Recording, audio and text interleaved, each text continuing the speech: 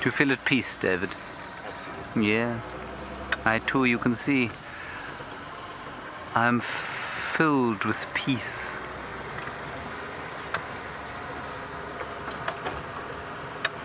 Let us drive past Mr. and Mrs. Hallberg's. Then we must also do our lip warming exercises, mustn't we, David? Benedict Cumberbatch. Benedict Cumberbatch. Cumberbatch. Benedict Cumberbatch sells shells on Benedict Cumberbatch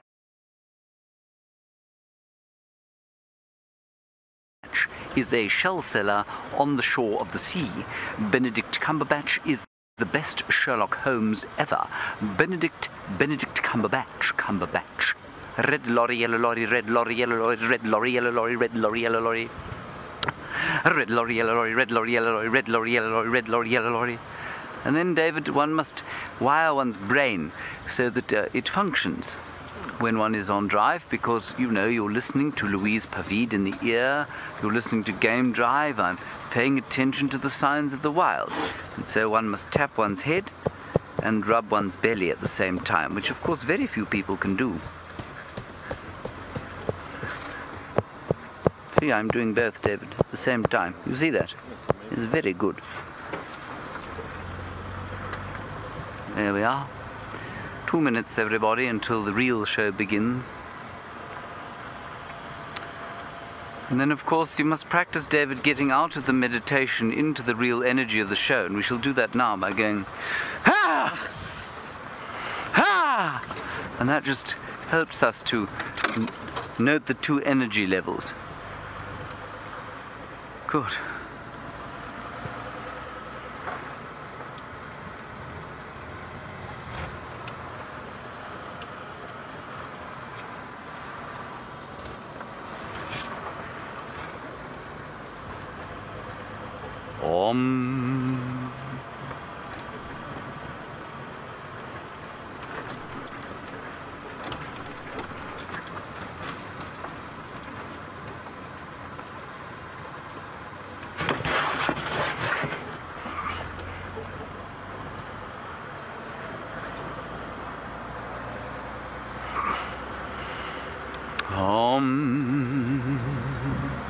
David, what are you hoping to see today?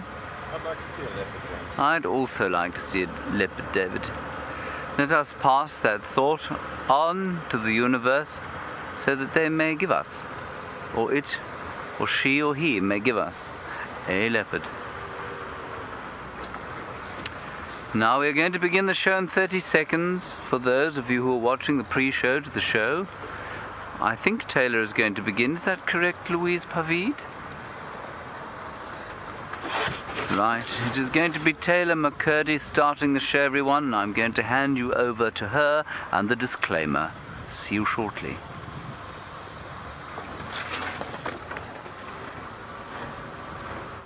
This program features live coverage of an African safari and may include animal kills and carcasses. Viewer discretion is advised. Welcome to a very hot and humid afternoon in the African wilderness, and this is Safari Live.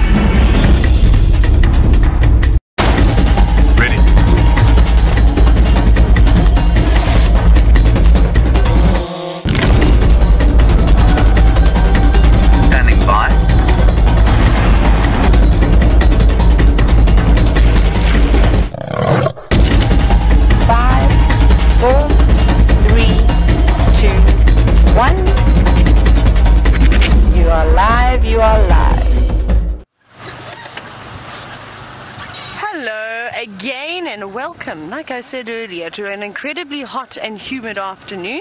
My name is Taylor, and on camera with me we have Brian and the thumb, who I don't even know who the thumb is today. I'm going to have a look. Where is the thumb? Can't get it in. You can't get it in with the bunt.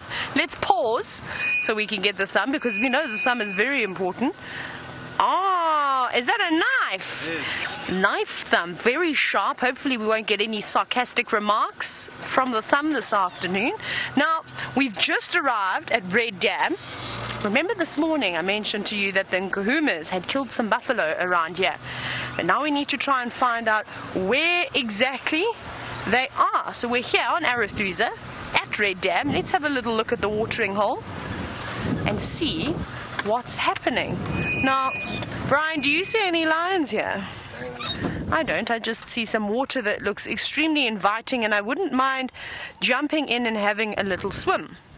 The only thing that's really around are 2 blacksmith lapwings. There they are, racing around, possibly looking for something to eat. And I suspect that they'll find lots of little insects on the surface of the water and along that sort of muddy section. And then there's also, oh no, there's an array of birds. There's a sandpiper down on the left. There's actually 2 little birds there. There's a little, oh no, it's gone now. There goes the sandpiper. Bye-bye. Isn't that beautiful? Bobbing away. No, now it's having a good groom. And there's one last little bird that I want to show you. It's a little 3-banded plover, which is way on the left. I have to duck down for this one. There it is. Also collecting all the little insects. Now, wasn't that a wonderful way to start the safari?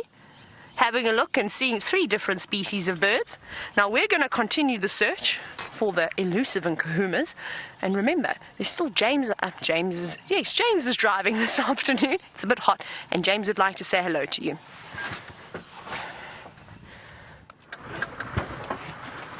Good afternoon, everybody, and welcome to this end of your sunset safari. The sun is not quite setting yet, but it is mercifully behind some cloud, and you can see that it's actually quite pleasant now that it is behind the cloud. I'm sure the clouds, like the politicians of the world, the US certainly at the moment, and certainly in South Africa, promising much, but will they deliver? That is the question. My name is James Hendry, in case you're wondering. David is on camera. Hello, David. Very nice. David has got quite an impressive array of hair that I noticed today, which made me feel very jealous on account of the fact that I have none. Now, we're going to be going to Cheetah Plains today, and we are completely live, as Taylor is. # Safari Live if you'd like to ask us any questions. Otherwise, you can send an email, questions@wildearth.tv. No other form of communication will work. Not mail, not carrier pigeon, not, what's that other thing that people do? You know that... Smoke signals, they also won't work. That's not the one I'm thinking of. It begins with a T. I've lost my mind. Telepathic. There we go. Or Morse code, or telegraph. There we go. Good. So that is the plan this afternoon. There was something else of vital importance I needed to tell you. Oh yes, that was that Karula went south apparently yesterday evening sometime. So we don't think she's here. But I've come down towards Twin Dams, which is where she went across sometime this morning. Maybe she's back. Maybe she isn't. Maybe there'll be something drinking at Twin Dams. You're most welcome on our little drive for the next 3 hours. I hope you enjoy yourself with us.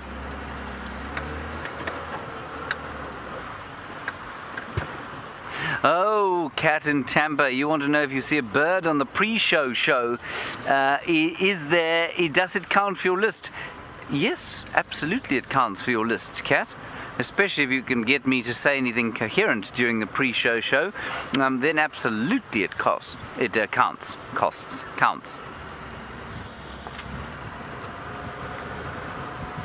Yes, and thank you for not interrupting my meditation, Cat, with a question during the pre-show show.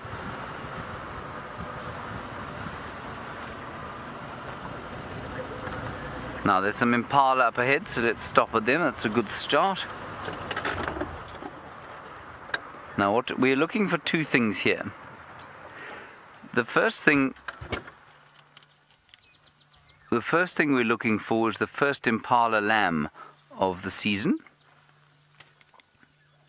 which is not here. The second thing we're looking for is mange, evidence of mange.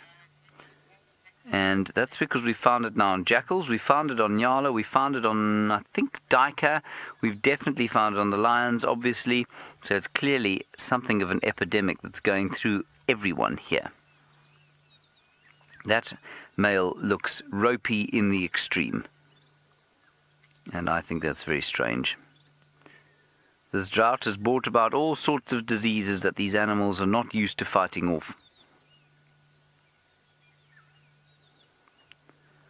I really do like the colour. For me is an important part of everyday living, and while I make no claim to be a colourist of any sort, it's always these little combinations of colour that I really enjoy, and the green of the bushes and that red colour of the impala's fur I really like a lot.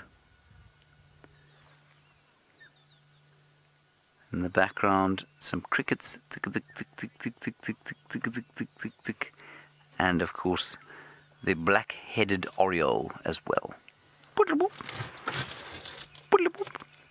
Right, Taylor is still at Red Dam looking for the lions. I'm not sure if she's managed to find them.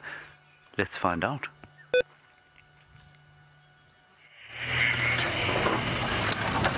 Well, we are trying our best. Now, Brian and I, and of course Thumb, we're trying to follow our noses because I can't get hold of any of the Arethusa rangers. So we're just going to follow all the vehicle tracks that are around here until it takes us to the lions. And there's definitely something that has died here because it smells a bit, well, it's a bit smelly. But let's have a look. I'm just going to scan around here. I don't want to miss them. They said they were at the dam, but I didn't see anything at the dam, so I wonder if it wasn't, they aren't around here somewhere. Where are you, lions? Don't hide from me for day number 2.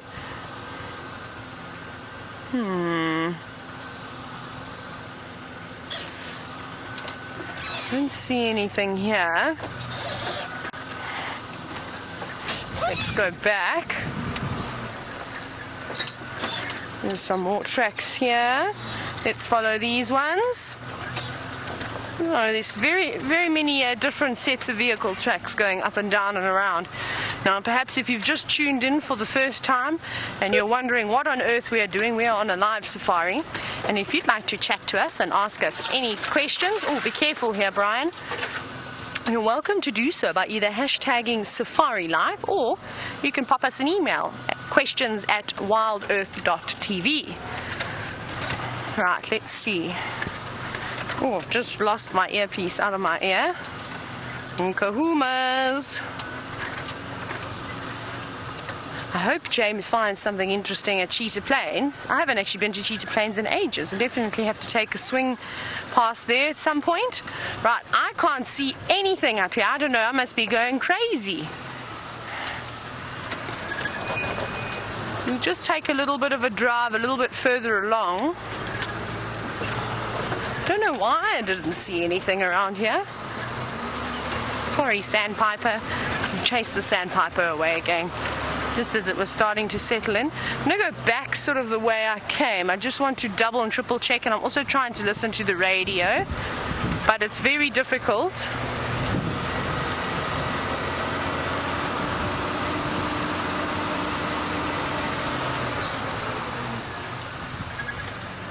No.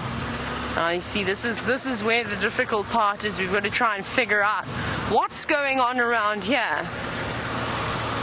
Brian, do you have any suggestions? No, I don't think that they're here because that smell was coming from back the other way. Okay, well, we'll go back. Eventually, if we go up and down here enough, we're probably going to bump into them. Let's see them. The guides are chatting again. Or maybe they'll share us some valuable information that I'll hear sort of a couple of words and then be able to put 2 and 2 together. Now, normally, if they're at the dam, they should have been quite obvious to see, but I'm clearly missing something. What do you think, Brian? Do you think I'm missing some information? We can smell something. Let's go around the corner. Let's go down here and check in the drainage. Maybe there was a kill around here and then they've taken it and dragged it down into the drainage. But we also know what the Nkuhumas are like, and that because they're so spoilt at the moment, they don't seem to be finishing their carcasses off. That one that they took down yesterday, they left it. We've got some zebra. So now I'm very confused as to where the lions are. I also saw a couple of impala hanging around here, so maybe they've completely moved off. Just check for footprints as we drive.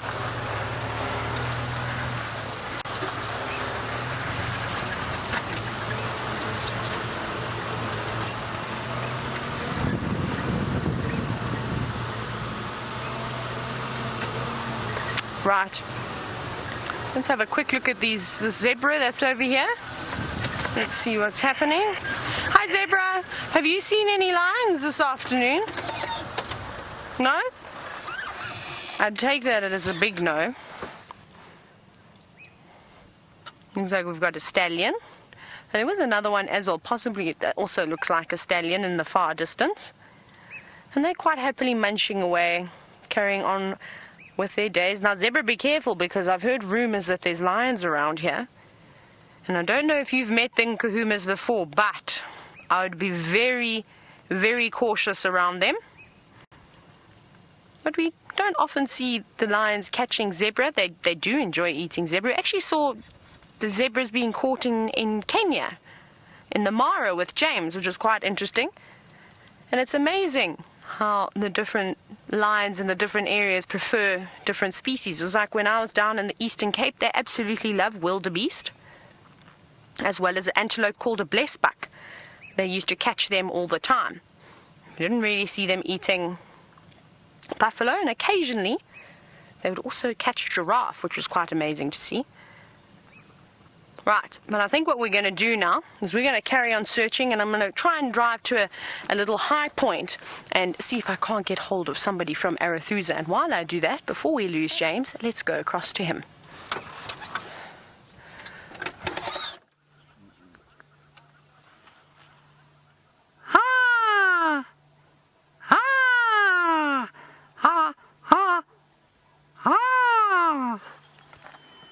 That, everybody, is my Hardy-Dar impression, and it's very good, isn't it, David? Yes, it is. Apparently I was asked to do that by Taylor. She said I had to do a Hardy-Dar impression, so that's what I've done. Of course, the master of the Hardy-Dar impression, and indeed probably all impressions, is Brian Joubert. Just listen in the background there. Sounds like a human being, doesn't it?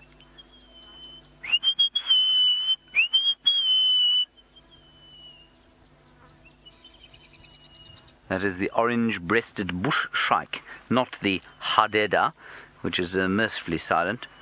As I've said to you before, after a big night out, the last thing you want to do is be assailed by the call of a Hardy-Dar on your roof at 5 a.m. Now, there are some squirrels alarm calling up ahead as well, so we're just going to keep an eye on the road to see if the queen doesn't pop out. In the meantime, I will show you a picture, to those of you who haven't seen it, of the orange-breasted bush shrike. Now, I've only found the orange-breasted bushrike in this book about 7,874 times, and yet still I must go to the index to look up bushrike. There we go. 401. There it is. That is the orange-breasted bushrike over there. Isn't he gorgeous? So gorgeous. Right, that is the, in fact, speaking of gorgeous, that is the gorgeous bushrike there. There we are, beautiful. Now, a comment from somebody of whom we are all very fond indeed, and that is Nicola Austin. Hello, Nicola Austin, all the way from Kenya. She is speaking to us, everyone. She's sending her fond regards to Louise and Kirsten. Of course, Taylor and I are chop liver to Nicola, apparently. So's David, so's Brian. Oh well. We still love you, Nicola, and thank you for tuning in to this marvellous safari here from, as you well know, the northeast corner of South Africa.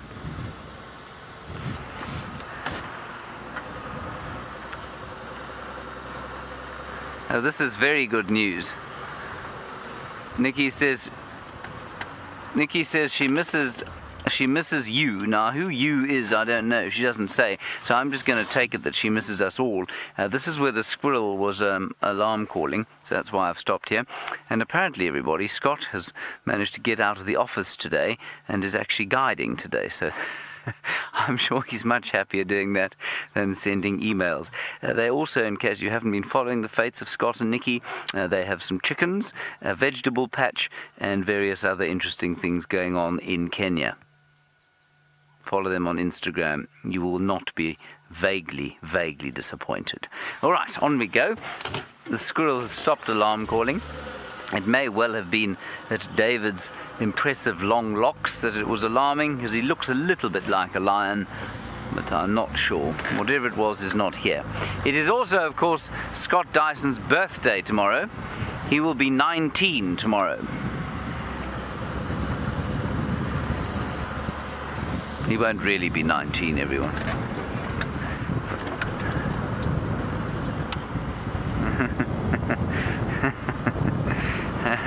And Nikki is very kindly sent through one more greeting to me. She says, "Hello, chopped liver James." Now, if you don't know who Nikki Austin and Scott Dyson are, they were two of Safari Live's favourite sons. I nearly said, well, one son and one daughter. And Scott was a presenter, and Nikki was a director. And they were here for some time. And they're now in Kenya, having an adventure. Now, here are some nyalas. A young group of nyala bulls, and I must just tell you that the amount of general game at the moment is astounding, even if it does want to hide behind a bush. I'm just going to go a little bit forward so we can get a better view of it. And the reason that there is so much general game, of course, is that there has been a relatively large amount of rain here in the northern Sabi sand, but in the south almost nothing. So just about everything that lives down in the south has come up here. Now that might sound like it's some sort of migration. It's really not very far down to the south of the Sabi sand. So there is a kind of mini migration, I suppose you could call it. There's a strange wind blowing in from the northwest. That normally brings with it a storm, so maybe we'll be lucky. There was no wind, at least there was no rain forecast for the day. And Google, which of course holds the truth to everything, doesn't it, David, says 0% chance of precipitation. Well, Google, maybe you'll be wrong today. Those lovely legs. I think I'm going to describe my legs as nyala legs from now on, David, not lapwing legs. Right, let's continue. I'm going to just reverse, everyone, so that we can get out of here and go down towards Cheetah Plains. I see behind us Andrew from Cheetah Plains has stopped. He thinks we've seen something spectacular. We could, of course, pretend that we've just left Karula going in there. Shall we do that? I don't think that would be very kind of us, David, would it?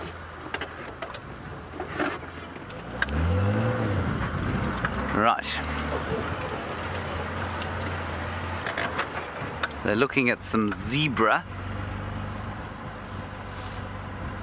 And the zebra in the clearing there.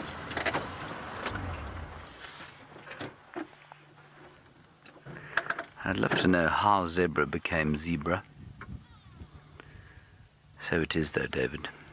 What do you say? Zebra. Zebra, yes, that's good. A little kinship group of just 3. Or it could be, it probably is actually 3 young stallions who will be trying to find a harem of their own.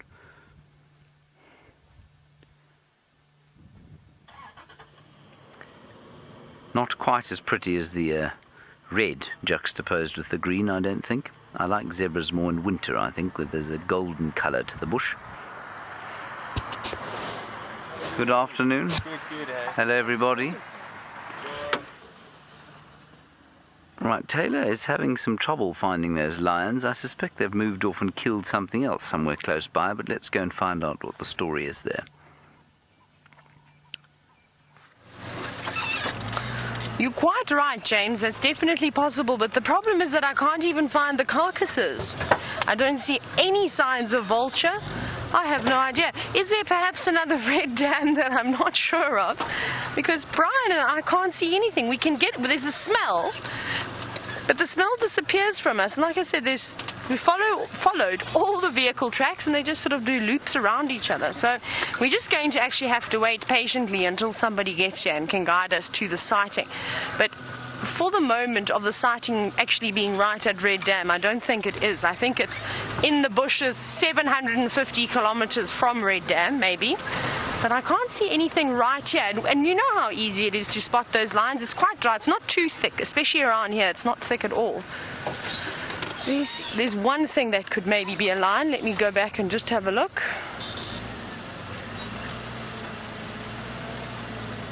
But I don't think it is. Let's see if we can go along this little track here on this side of the dam. Let's have a little squiz around here. We'll follow it again. We've done almost all of them now. We'll just triple and quadruple check until we find something. And you're just going to have to stick with me and go on this little mission.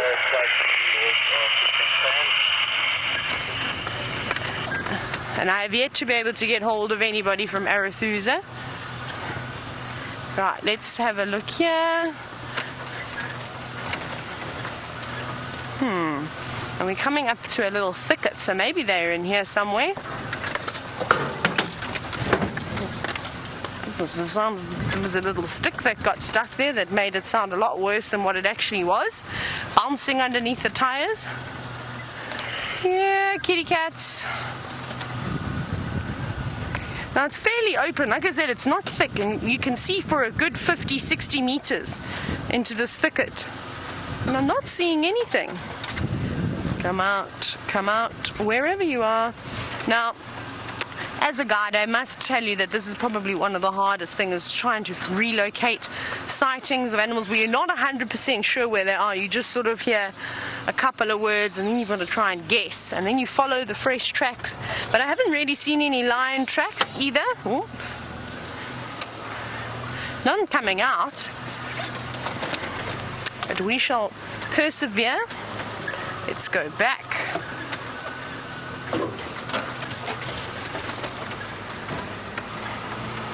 Maybe we'll just have to sit at the dam and wait. It's a pity our friend the hippo is not here. At least he would have been able to have kept us company.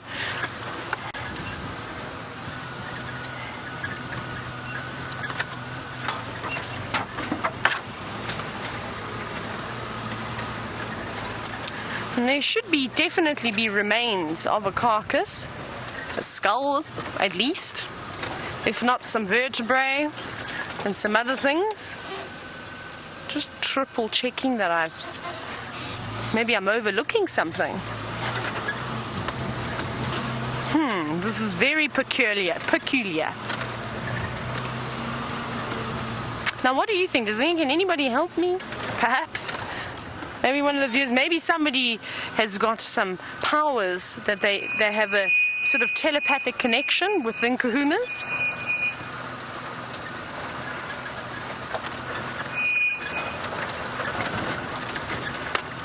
See, we can even smell the dead smell in here. I'm going to park on top and we can look back down.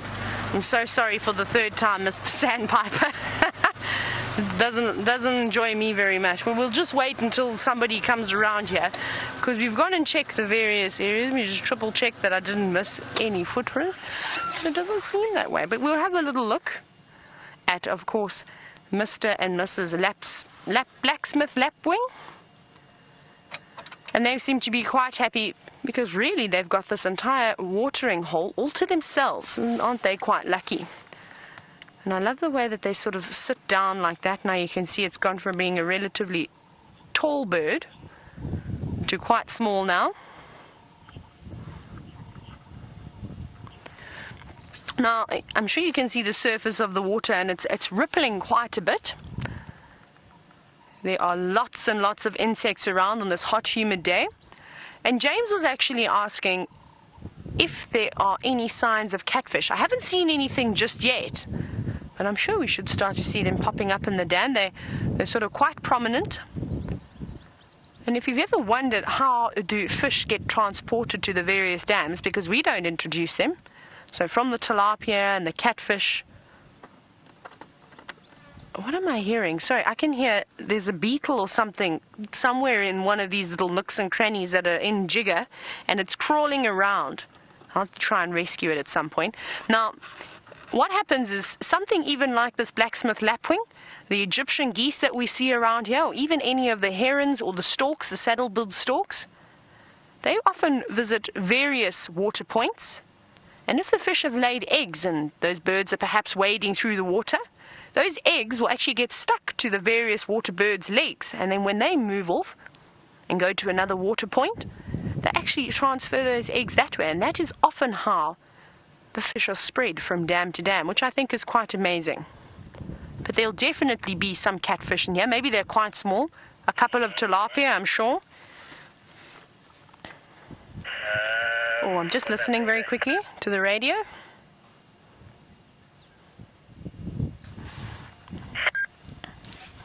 He might be able to get hold of somebody now.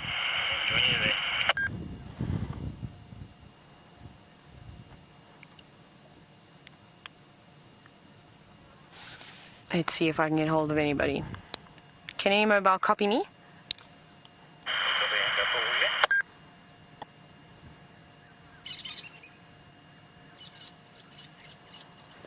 Can anybody give me the exact lock of the Nkuhumas from Red Dam?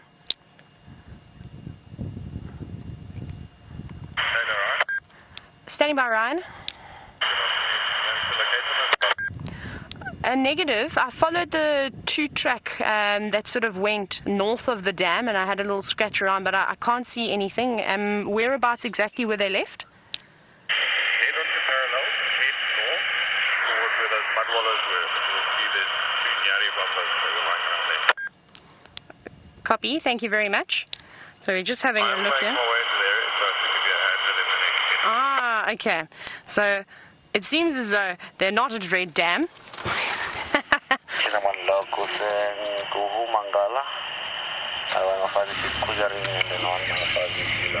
Here we go. They're dragging Yama into the west of southwest where we're there this morning. Copy, well done. Can I come and join you, please? I'm just here at Red Dam. Oh yeah, just stick to Ryan and Jamie. Yeah, just stick to Ryan and Jamie. To make your way straight in, I'll hang back. Copy, thank you. Okay, so I'm going to use my GPS here. So it seems as though they weren't at Red Dam at all. So we weren't going bonkers. The heat hadn't quite gotten to us and melted our brains. They're on Parallel Road. So, yeah. So we will go around. Let's quickly go and have a look. Like I said, I thought that was possibly the case, that they actually weren't anywhere near the dam, because we're normally quite good, hey Brian, at finding the lines. They're not always too hard to find. This morning they gave us a slip for quite some time, but that's okay. We'll get them now. So, just going to very quickly make my way there, but stick with me.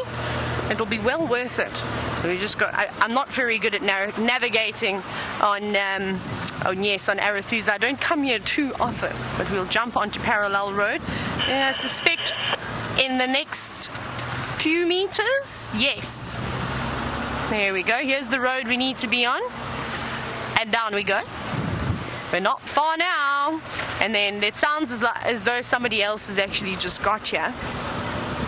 And the signal's sort of very intermittent around here, so you've got to try and get to the highest point to try and find anybody. But woohoo!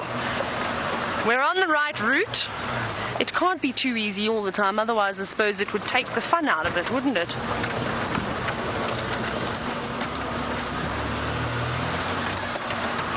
Now I can start to see vultures circling in the sky. I wonder if they've perhaps had a look. They're quite far up. I don't know if we'll try and get one of theirs. One that I can see, the others are quite high. It may be a little bit difficult to see, but they're up there. You'll just have to take my word for it. Well, and now we're looking for a vehicle. All the lions. Here's the mud wallow. He said something about mud wallows, so they must be close.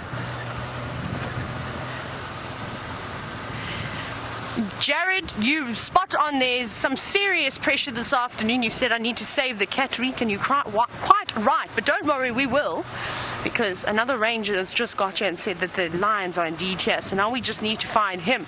But we're on the right road. We're not anywhere near Red Dam anymore. We will get them. I'm just going to take it easy. I see a vehicle. Yeah. I hope you're as excited as I am. I haven't seen the lions now for a couple of days, well, not actually a couple of days, just a full day, which is unusual, as you know. We normally see cats all the time, and like I said this morning, it felt as though I was off forever. It was quite strange, but here we go. I just wanted to call myself that we have got their visual and we're in their sighting. Thank you, I've got your visual, I'm in your lock. And now, unfortunately, we won't be able to stay too long. Now I can see many vultures, many vultures. Now we find a little way in here. We just take it easy and go say, hi vultures, bye vultures. We're not going to spend too much time looking at the beautiful vultures just because, like I said, our time here is going to be very limited. Just because there's a lot of vehicles that want to come here. Remember how spoiled we have been to keep seeing the Nkuhumas? These guys don't often get to see big male lions. Not if, I'm sure if the Birminghams are here, but nonetheless, this is probably one of the larger prides that they get to see, so it's very exciting for them. So we won't hog it. Let's creep on forward. We'll go at a snail's pace. Oh, I can start to see them. Okay, we'll just stop quickly and let this gentleman reposition.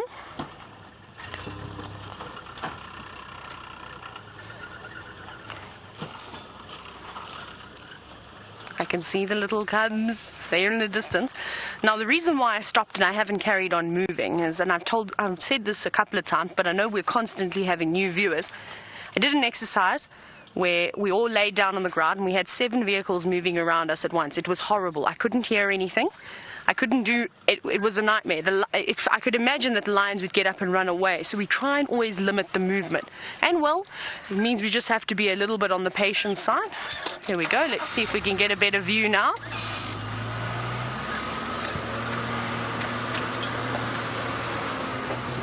I wonder if we can be sneaky. What do you think do you think we could get under there? No, because I think that's going to be our best view. Because I think we're not going to see much at all. We're going to have to try, because I think it's going to be really worth it, because there's a beautiful gap. But we're going to have to do some ducking and diving. And we're gonna stay here. The lions are right here, but we just need to sneak under. Like I said, our time here. Okay.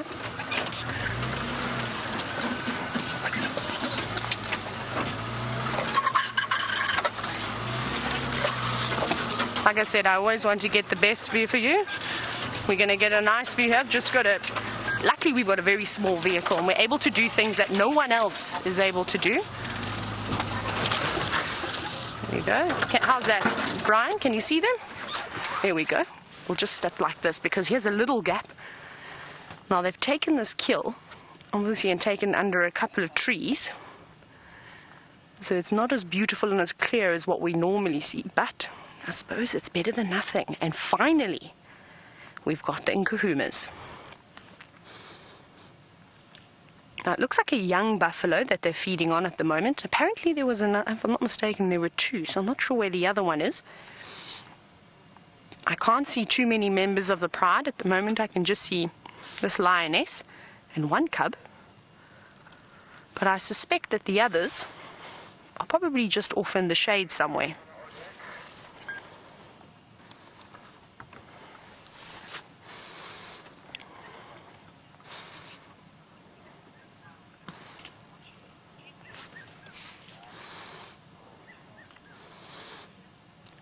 Hello, Nikki, who's watching us from Kenya. I've heard lots about you, and it's so great that you're still watching us. Now, Nikki would like to know this afternoon, how many cubs do the Nkuhumas have? Well, Nikki, I'm so happy to say that they've had 8 cubs, and they've still got 8 cubs. How exciting is that? Because I just heard some terrible news from down south. You know how I often talk about the Southern Pride, which is very similar to the Nkuhumas, in the sense that they're made up of 5 lionesses, and they also had 8 cubs. But it sounds like 2 of the youngest cubs, unfortunately, have not made it. They haven't been seen for about 2 weeks now, which is very sad. And that's how it goes. They normally say about 60% of cubs don't even make it to adulthood. And when I say adulthood, I mean over the age of about 2. So we are very, very lucky that these little Nkuhumas are doing so well. And I think that that's thanks to the fact that we are experiencing a little drought at the moment. So the animals are weakened, and therefore the adults are being so successful in capturing their prey. And well, when there's a lot of food around, it means that adults can eat a bit, and then they're just going to be producing lots and lots of milk. And milk is so important to these cubs. It's got all the valuable nutrients that they need, and all the antibiotics and all those types of things. So that's good. Now, I don't know if we're going to be able to navigate and have a look at the others. It seems very, very thick in here. Lots of quarries and terminalias and bush willows, but sort of quite densely packed together. At least we've got a view of one. And it seems as though Arethusa is also having a fly plague at the moment. They don't discriminate, eh? The flies, they just go wherever they like. But I'm hoping that the Nkuhumas come home tonight. I'd love it if they came back north and came back on Jujuma. There's a little cub. Looks like one of the older cubs disappearing into the distance, possibly heading towards where the rest of the pride is sleeping.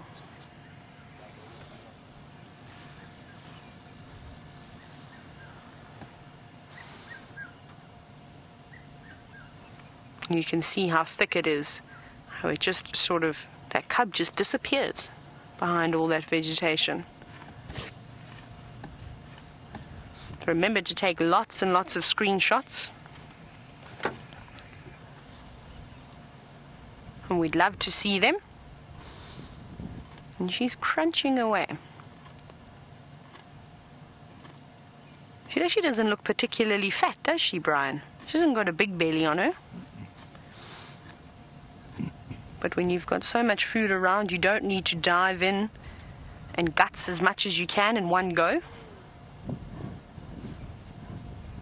You'll see when we start to get into summer, when we get to sort of February, March, around that time of the year, I'm wondering if the Nkuhumas are going to continue with their success rate of capturing their prey. I think it's going to get a lot harder.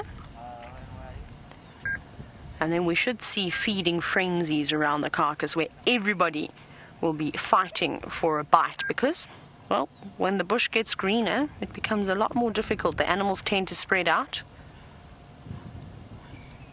And there's not going to be so many weakened animals around, which make for easy targets.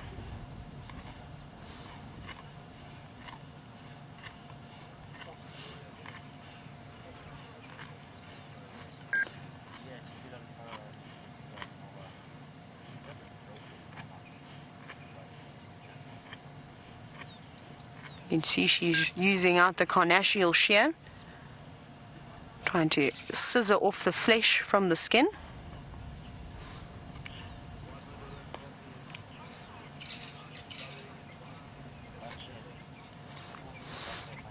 Now we've seen a lot of flies obviously on the carcasses, and I know that G Monster is wondering if the lions can catch anything from them. So G Monster, I don't know if you remember Mr. Tinyo, I'm not Mr. Tinyo, sorry, Mfumo. He's got the big sort of gaping hole in the side of his face.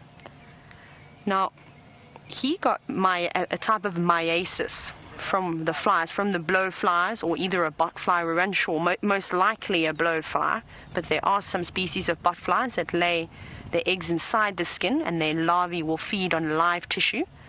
Now, typically the maggots of flies will feed on decaying tissue, but there's various different types. For instance, blowfly larvae need live tissue to feed for them to survive. And that's something that they can get. So I know it's quite common in cats and dogs and sheep and pigs and things like that to often pick up in sort of intestinal larvae where they'll, whatever they may be eating, they ingest a couple of eggs, their larvae hatches. It can make them a bit sick. It can sort of induce vomiting and diarrhea. But that passes off after a couple of days. It's not life-threatening, perhaps unless the animal is severely dehydrated. And unfortunately, Mfumo, with maybe we suspect that he had an injury, a small cut on his face from maybe one of the females when they had a bit of an argument, and she swiped him and left a little bit of a gash. And a blowfly or either a botfly, something along those lines, actually physically laid its eggs inside that. And then we saw the maggots hatch and start feeding on his live flesh. So that's something that they can get. But other than that, it's no harm if they eat the odd fly, and I'm sure they do. And I'm sure when there's maggots on the carcass, they probably try and eat around it. At the moment, they've been quite picky, though. Remember, we saw about a week ago, almost maybe 2 weeks ago, we watched the lions go to a carcass filled with maggots, sort of bite at it a bit and then move on. Go to a second buffalo that hadn't even died yet. Sort of play around with him, unfortunately, for a little bit, and then they moved on. Now, like I said, summer will be completely different. If they were to come across a carcass and they hadn't eaten for 4 days, they're going to eat it regardless if it's covered in maggots or not. And then there's a possibility that they're going to ingest a couple of maggots too. No, it's all protein, but that wouldn't do them too much harm. And that little cub, trying to get into some of the juicy bits there. And that lioness is just letting off a subtle growl every now and then.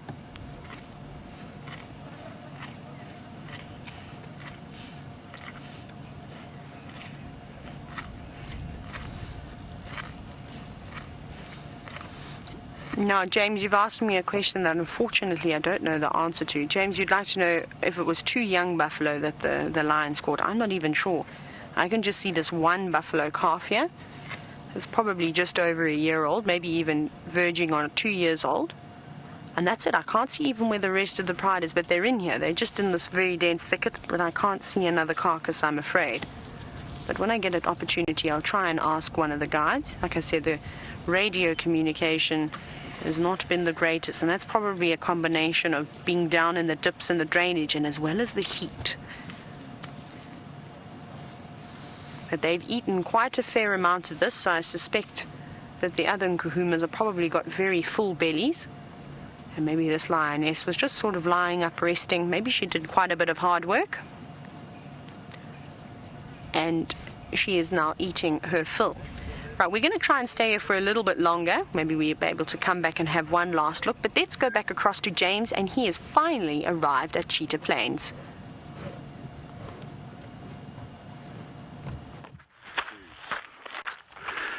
I'm just heading up here, everybody, to see if I can't see something from up here. We're on the southern boundary of Cheetah Plains.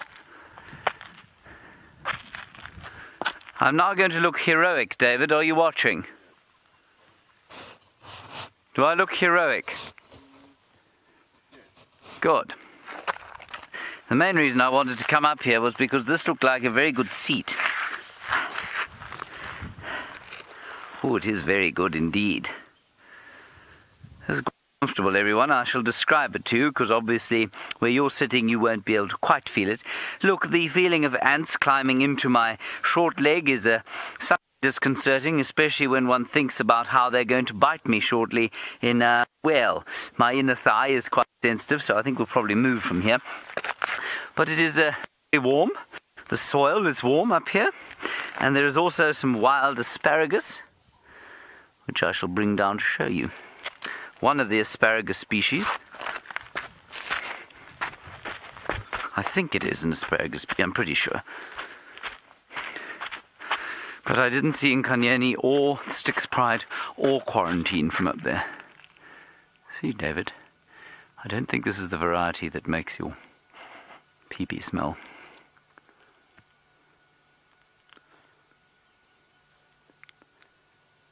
That's not too bad, actually.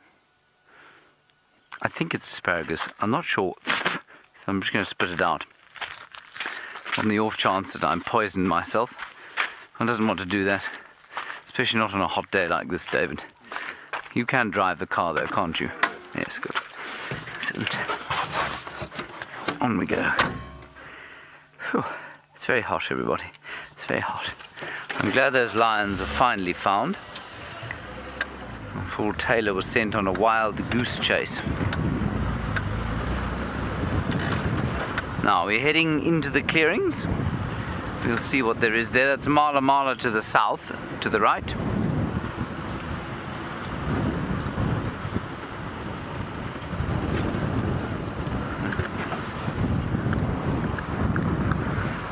Hello, Darlene. Nice question from you, and I have seen these things myself. We're going into the clearings, which of course that's the place that we see ostriches, and you say you've been obviously following the Londolozi blog, and they had 6 ostrich chicks, which I think have all been eaten, if I'm not mistaken. But anyway, you say if they were to grow up, would they come here? Absolutely they would. You say, do they roam? They do roam. There is an elephant over there. It's not an elephant, it's that thing with the horns. What's it called again? Buffalo, that's it. We'll try and get a view. There are quite a few of them here. It's a whole hide of them. Darlene, and what you'll find is that because they roam, they will come to and from between clearings like this.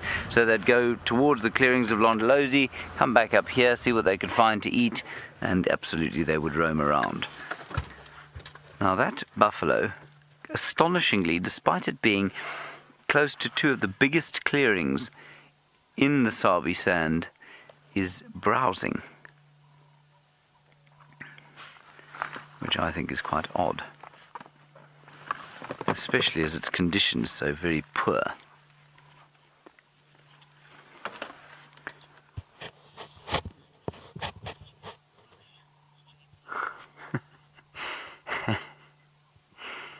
There's one viewer today, everybody, who's being extremely enthusiastic about asking questions. Nikki Austin has something else to say. She wants to know if I have purchased new shorts. This, Nicola, is the latest in bush haute couture. It's called Bush Blue. I did get new shorts. Thank you, Nikki, for noticing. Now, I don't know if you've noticed this, but the buffalo on Juma, to me, look in far better shape than this bunch. And I think that that's because there's been very little rain here. And this lot, quite unlike the Nyala and the warthogs and various other species, have not sort of congregated around the rainy areas where it has rained. And why they're still here, suffering under the regime of the drought, I'm not really sure. But I will just back that up for you by asking David to turn the, well, you can have a look there if you want first. And then can we pan off to the right-hand side into Mala Mala? And you can see that it is nothing like as green as Quarantine, for example. You can see it still looks quite desertified. And then there are some wildebeest. They're quite a large herd of wildebeest. Let me count them quickly. 1, 2, 3, 4, 5, 6, 7, 8, 9, 10, 11, 12, 13, about 20 of them, plus minus, all the way across there in Mala Mala. So we are now doing what is called illegal viewing, everybody. We are looking at animals on another reserve. We're very naughty. I am, of course, talking utter nonsense. We can look where we want. Right, on we go. The clearing's not far away. And it's nearly lambing or calving season for those wildebeest. So soon we'll have some little ones, I hope. There is an elephant, David. I told you there was an elephant, didn't I? It's making its way down, well, away from the water at high speed. There it goes. And now it's coming towards it. It's a climbing elephant, I hope. Come on, up on top. It's a wonderful sighting, isn't it? Every 5 seconds you see a flap. There's another one behind it though, Dave. There we are. I think there's a nice water hole there for them.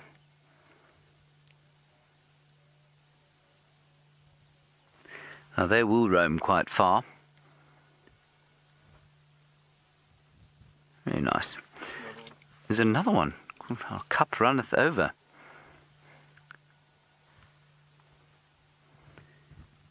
And it's always so peaceful to watch them walk, especially if you can't hear them moving.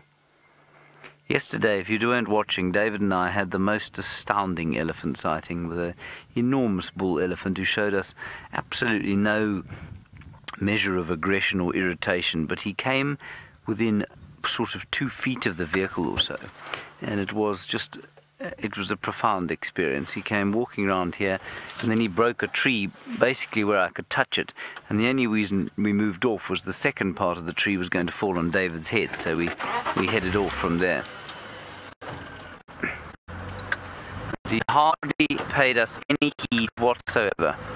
That's, of course, the best thing. That's why we do what we do. We hope that the animals are not going to react and interact with us. We just want to observe them. We want them to feel as comfortable as possible around us. I don't see a great swathe of life running through the drainage or running through the clearings here. There's a wildebeest a little closer by. Louise, probably a good idea to do a little test on the comms. Yes, we're still good. We do tend to lose signal with them from here. Let's go and have a look at this wildebeest, and then we can scan the clearings from there. See if there isn't something spotted lurking on the fringes in the ecotone. Still got you, Louise, still got you.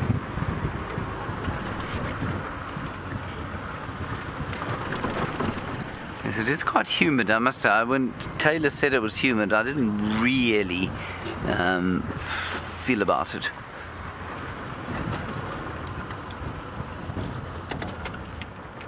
Now, here are some wildebeest. Louise, I'm afraid I missed that last transmission entirely. We're now out of range. You will have to send me a "What's up?" No, I don't copy. All I hear is so 2 wildebeest here. While you look at them, I'm going to scan the clearings with my binoculars. Now, if we were to find a cheetah here, we would find it probably lurking in the shade on the fringes of the clearings, waiting for something unsuspecting to come wandering into them. Then it would break cover and charge them down. But I don't see any such thing around here at the moment. These wildebeest are being tremendously confiding. Hello. Bow. Bow. Bow. Good grief. David, do you know what Louise has just said to me? We're trying something new today. We're on Periscope. Do you know what Periscope is, David? Yes, I do. Oh, well, you're a modern man, aren't you? I also know what it is, of course. My good friend Hayden Turner told me. So all of you on Periscope watching us, welcome. It's lovely to have you with us. You can send us a question. I think you can send it probably in some form of comment section. Otherwise, #SafariLive, questions@wildearth.tv, and we'd love to hear from you. Ask us any questions you like. Tell us what you think about what's going on here, and we'll do our best to answer your questions. Wonderful to have you with us on live safari from South Africa, the world's most beautiful country. We're just going to go up ahead and then up towards another waterhole off to the north of where we are now. North is there. That, of course, makes west behind us, east straight in front of us. And David, to the right is? South. Well done. South indeed.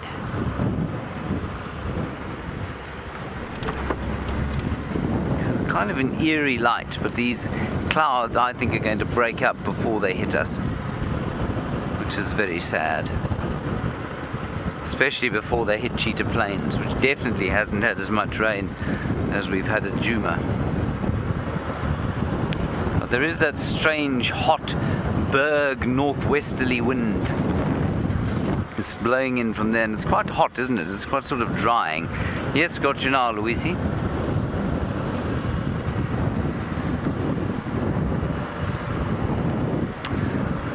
Alright, in the meantime, while we try and find something living in these wind-swept clearings, Taylor has got something for you, I think still on Arathusa.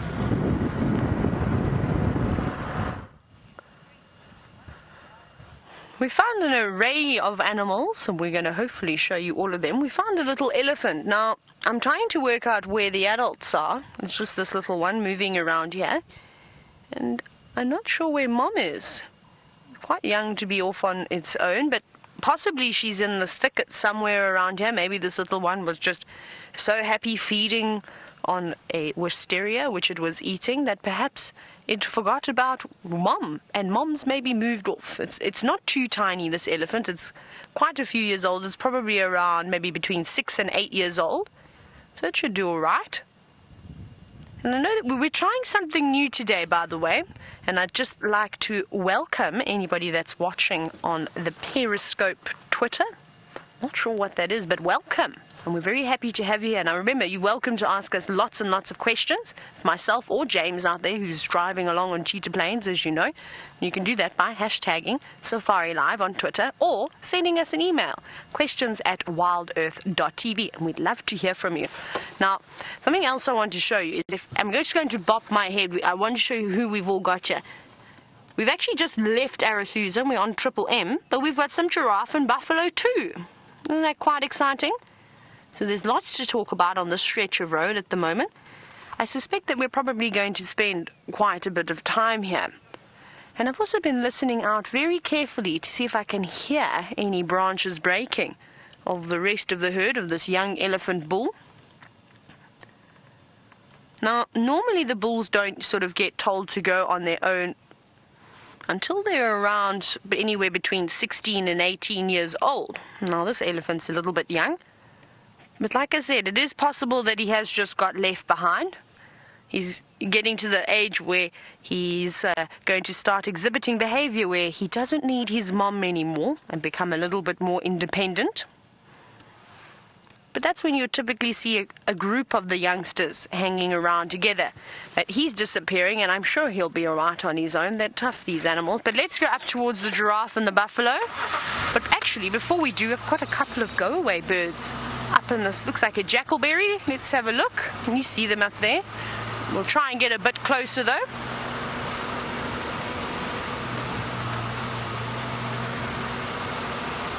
And see if they don't fly away from us. They shouldn't. We're a fair distance off the road.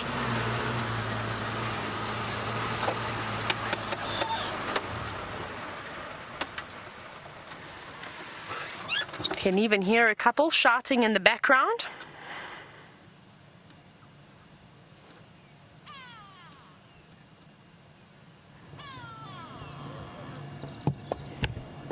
Actually, no, this is not even a jackalberry. Sorry, I saw it from a distance. It actually looks like a ginormous silver cluster leaf, which is unusual. We don't typically see massive ones like this. And it seems as though they're just picking off the new shoots. Now, I know there's quite a few giant silver cluster leaf trees that we see on quarantine, actually. It's quite beautiful. I'd never actually seen such big ones before. They always seem to be small and in these little forests. And I'm sure you're wondering what happened to the bright blue sky that we had today, because you can see there's a bit of a grey background now. And about an hour ago, this haze sort of started settling in. The temperature's now cooling down a little bit. And Brian seems to think that we're going to get rained on. Is that still your opinion? Yeah, why not? Maybe, hey? Maybe. It feels like it. I hope we do. Obviously, we're not going to say no to any rain, but we know it's only allowed to rain after 7 o'clock tonight, not 1 minute before. As you can see, the cloud cover is getting quite thick. Well, the weatherman says that there's no rain predicted for today, but we know how wrong the weatherman can be. You can hear an orange-breasted bush shrike.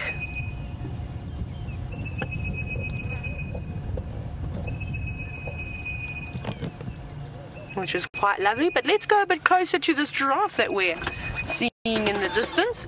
We're actually quite far away from it. I'm very impressed with the zoom on these cameras. Right, let's go a little closer and see who else we've got. It's a very productive stretch of road. Now, I'm also not certain what happened to Shadow. I can't remember if I heard anything about her this morning. I was obviously so obsessed with Daryl this morning. Haven't seen him yet this afternoon, and something that I was thinking of is I wonder how many times I said the word Daryl in this morning's game drive. I think I've probably said it more than 200 times, which is quite impressive. But let's go up a bit closer. Oh, and I've got some good news. Hang on, you're going to be so happy now. I saw another elephant. Let's just make everybody smile from ear to ear very quickly. because I was getting a little bit worried. But there's another elephant. Oh, I don't know if you can see it. It's just moving behind that dead tree, to the right of that dead tree. There it is. Can you see it now? That is an adult elephant. So as we suspected, I think that that little one had just got slightly separated from the rest of the herd. Isn't that wonderful? Now you don't have to worry and panic like I was, because it seems as though that little elephant is going to be safe and sound. Just being a bit naughty and venturing a little too far away from home, as we know young men do. We'll be coming up to the giraffe.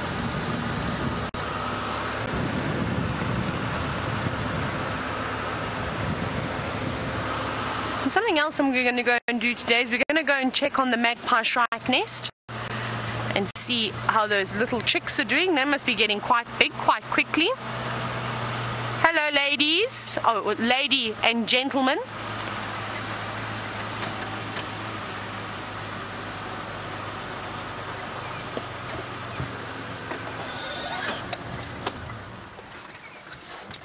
Hello, girl. Oh, no, we didn't mean to scare you. She stood still for that whole time, and I thought I did a very good job at coming in quietly. It's funny how this giraffe is a little bit nervous of us, but we've got one right in front, which we'll show you in a moment. Well, she can't be too nervous because she just licked her nose for all of you. You see she's staring at us now, trying to suss out what we are. Now, I always wonder if it's perhaps not that aerial that makes him sort of think, what on earth is that? I'd be a little bit scared of it. And then now you can see we've got one right in front of us that doesn't really mind us at all. And this is a young male. You can see still lovely light in color, of course. Now he's moving off slightly. Oh, he's coming towards us. This is exciting. Hello. Oh, not too close. He's just going off to the side now. But much more relaxed than that female giraffe. And he's going to get there. He's still very young. I reckon he's probably not more than about, maybe he's between 12 and 15 years old, somewhere around there. He's just starting to go a little bit darker. And he's feeding on a variety of trees. He was feeding on a buffalo thorn just a moment ago, and now he's feeding on a bush willow. Very tasty. And it seems as though the female in the back is now settled down, because this male hasn't showed any signs that he's uncomfortable with us, and hopefully she will feed off of his behavior. But what a lovely sight that is. Yes, it's okay, girl, we won't bite you. What I've actually noticed that I think looks quite cool, and maybe you'll agree with me, is look at his mane. You see how it's all sort of finely combed at the top? And sort of quite beautiful with all those bristles, and then as soon as you go further down towards the wither, it becomes quite spiky. And I wonder what's caused that. The hair doesn't look as sort of neat and tidy. Maybe it's got a bit wet or something. Maybe there's saliva on it and it's all stuck together.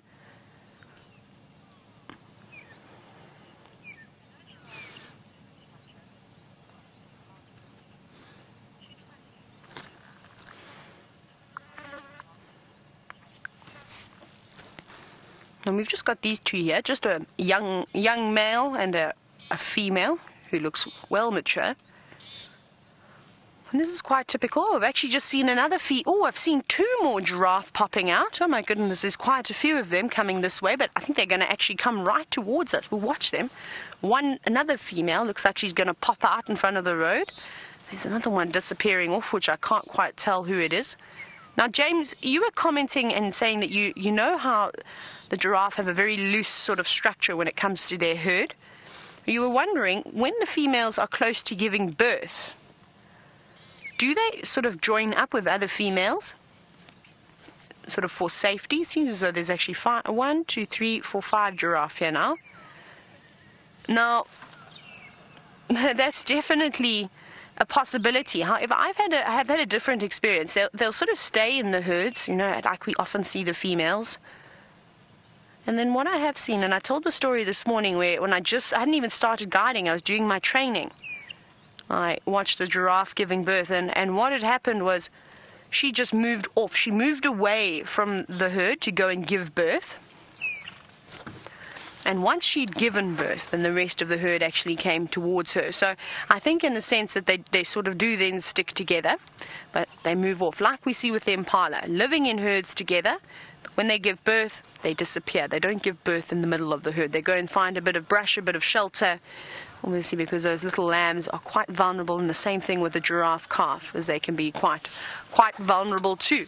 Let's go up a little bit further. It's quite interesting. There's a nice journey of giraffe, and I know that there's another vehicle behind me, and I'm sure that they're probably trying to come past us. So I just want to pull off the road slightly. Let's do this so that they can squeeze past. We're now going to get the perfect bum shot of a giraffe.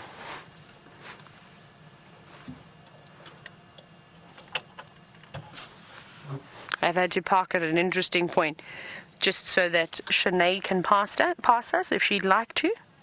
I suppose I can't hog up the entire road. Hello, big boy. And he's a very obliging giraffe. Normally when we see them, they do tend to move off quite a bit and not hang around for very long. But he doesn't seem to mind us at all.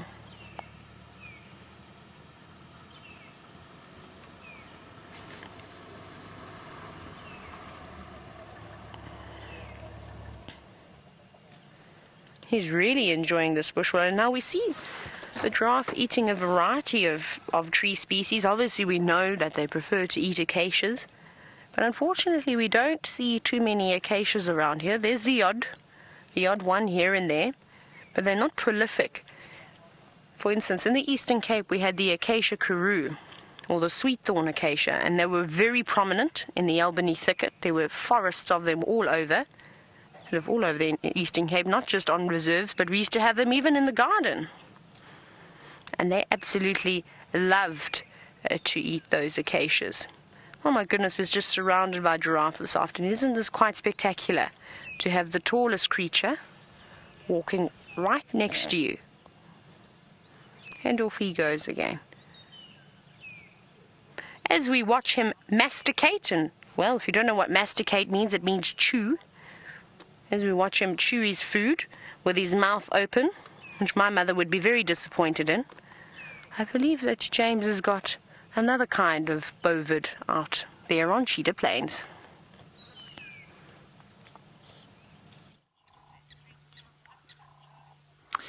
I think it is the only bovid, if I'm not mistaken, and there it is again, the same buffalo, well not the same buffalo, but same species as the buffalo we saw earlier. Now what I want you to try and do, Darby, is see the one to the left, second from the left. If you can super zoom in on its backside, that'd be great.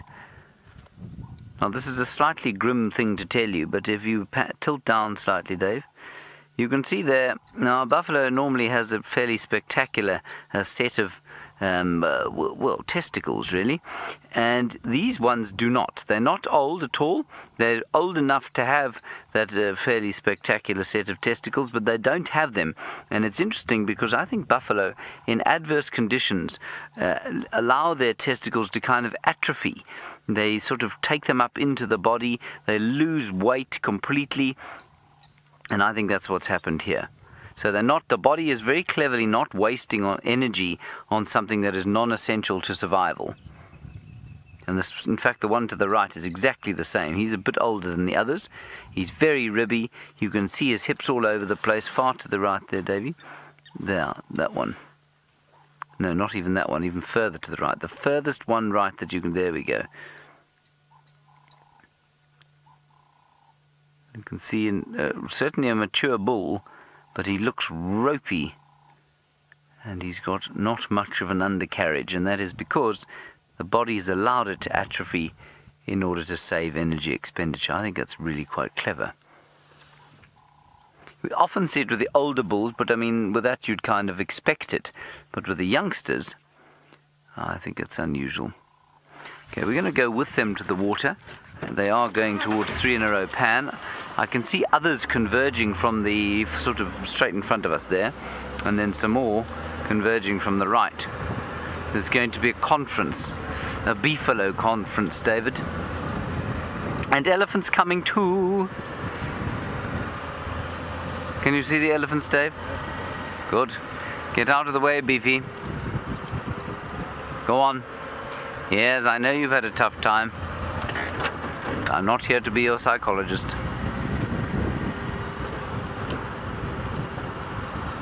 Ah. There are 3 elephants coming down to drink. There's a whole convergence. It's like there's some kind of sort of conference going on here. Buffalo coming from the left, elephants from the right. Let's watch and see if there's any conflict between the elephants and the buffalo. Elephants not very good at sharing their water.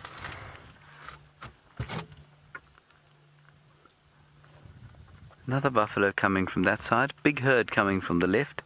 Elephants actually not stopping for a drink at all. Just on the road to somewhere else. I wonder where they're going. This water is very dirty, of course, and elephants are notoriously fussy about the water they drink. So perhaps it's just that they know of a cleaner water source somewhere around here. They're heading sort of directly towards Jacobin camp. But the buffalo not so fussy about the water they drink. Look at this long line of them coming in from the left, Dave, once you've looked at those ones. There we have a long breeding herd. It's exactly what it is, Mackenweezer. Mackenweezer, you say this is a water cooler meeting in the afternoon. It is. That's exactly what it seems to be. And you know, it's so funny, we came past here, there wasn't a sausage around except the rotting carcass of one of the buffalo in the other pan. But now suddenly you get the timing right and here they are. That elephant, did you hear that? Yep. The elephant just made a very loud rumbling noise, but it wasn't very deep. It was kind of almost like a saw. Normally it's almost too deep for us to hear. Now this is a small breeding herd of buffalo, for those of you who are wondering, everybody. This is not a large herd at all. What I'm going to do is just move the vehicle a little bit so we can get a slightly better view of them drinking. And like I said to you yesterday, I think, or the day before, or whenever it was, I think things have gone beyond the stage. Well, certainly things had gone beyond the stage where the herds would congregate as they would normally in the dry season. We've got to the stage now where resources have become so thin on the ground that those big herds have become very small now as they search for sufficient to eat. Unfortunately, these two think I'm trying to herd them. There we go. We should get a lovely picture now of them in the water.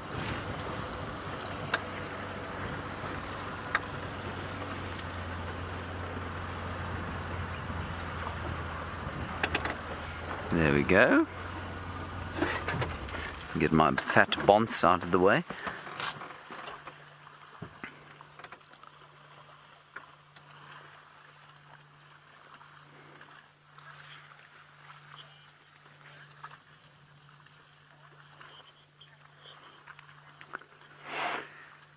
Oh, very interesting question from James Dungan about catfish and whether there would be some dormant eggs in the mud. Yeah, there could be, except that I would expect there to be catfish here by now because this has now been wet for a couple of weeks. And maybe there are some very small catfish there. I mean, there's certainly plenty of terrapins. They've emerged from somewhere. But I mean, how a buffalo can drink this, I just don't understand. It's largely mud. There's not a great deal of water in it. But they don't seem to mind at all.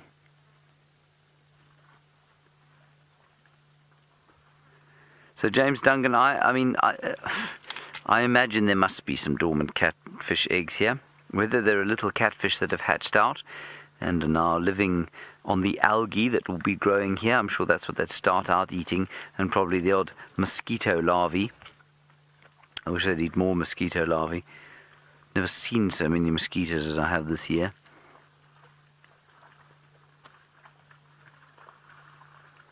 But I certainly don't see any obvious signs of catfish, James. wondering what that elephant was shouting at. It wouldn't have been the buffalo.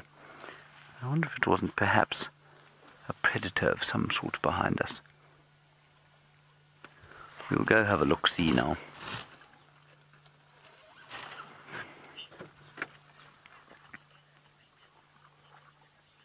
Well, yes. Very good point, Marisha. You say perhaps they're coming together from meeting this lot in order to avoid a meeting with the Nkuhuma Pride, who, if you don't know, have killed roughly 40 buffalo in the last 40 days. It's not quite that many. It's probably about 30 in 40 days. It's quite astounding. And they killed 2 last night, I believe. All right, are we going to move on from here?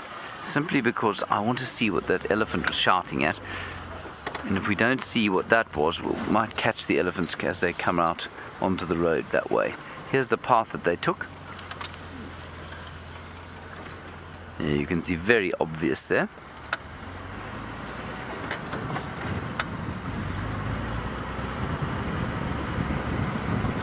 She just made a very kind of alarmed call. Nicola has left us, everybody. She's going off to do, I don't know what it is. She says she has to go, she had to run. Perhaps that means she's got work to do, or she's going for a run. Either way, nice to talk to you, Nicola, and we'll talk to you again.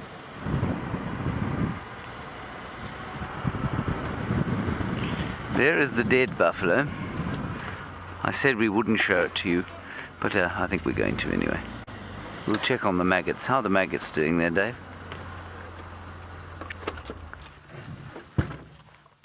Yes, that buffalo's not alive, is it? Can't see anything, certainly. That would have been a bird that took its eye. Let's have a quick look at the maggots at the back there. Are they still living? Oh, yes, they are. They're having a wonderful time. Beautiful. That make you hungry, David? Me too. It is a seething mass. That is that must be where the expression seething mass comes from, because that right there is a seething mass. Full frame maggots, very nice, and their parents in the background. The regal blowfly.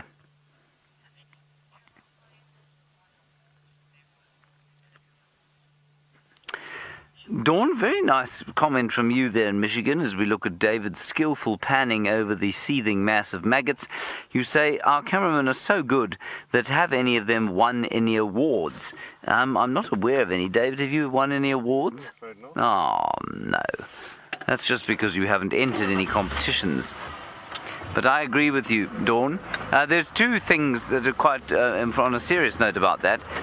The first is that nobody does this kind of thing. We're the only people in the world that do basically live wildlife broadcasting. And the techniques for doing the live stuff, I think, as David will attest, are very different to them doing the kind of traditional documentary type of thing. And so if you were to take a show reel of the live stuff and compare it with, say, a blue chip documentary footage, you'd probably find that somebody who didn't know what the live stuff was about would be quite critical of what these guys do, because they move with animals, they never let them leave the shot, they zoom and pan and tilt and on a continuous shot, which you wouldn't necessarily do, if you were filming a traditional documentary. So it's very, very different stuff. But I think they're fantastic as well. Thank you, Dawn. I, of course, have to say that because David will refuse to film anything but the sky unless I compliment him in that way.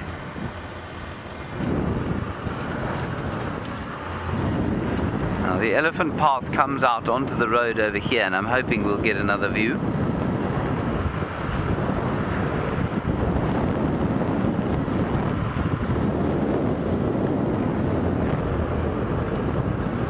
Oh, interesting from Mary Eleanor. I was chatting about the number of buffalo that have been taken down by the Nkuhumas, and you're wondering, Mary Ellen, if that is going to make a difference to the grass. Will it help the grass sort of recover?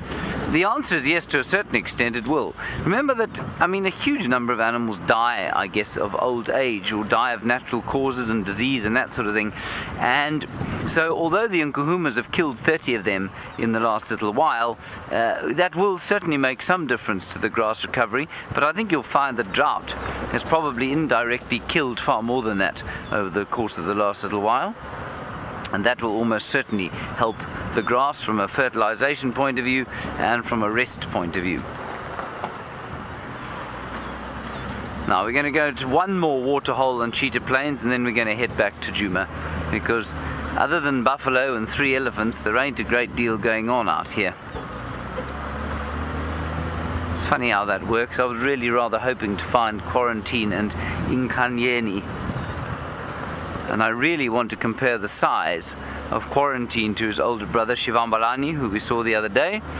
And I think Quarantine's bigger, even though he's 2 years younger. Which is very unusual indeed. David, I think you described Quarantine as a bit of a beast, didn't you? He's a big fellow. Which is interesting, because his father is not very big. Must get it from one of his grandfathers. Ah, we found another buffalo, David. Oh no, we haven't, it's a log. Never mind, everyone. There's a very dark log just inside there. Ooh, we don't often get this opportunity.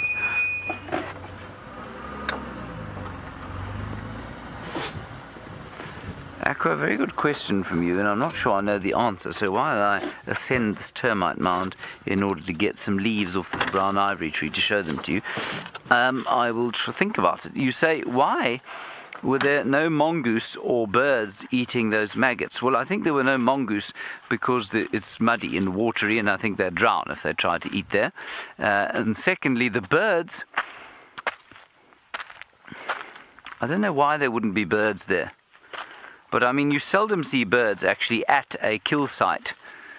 Even if it's not in the water, you seldom see them eating the maggots, which is quite interesting. I've never thought about it. Thank you, Aqua, for confusing me completely on this hot day.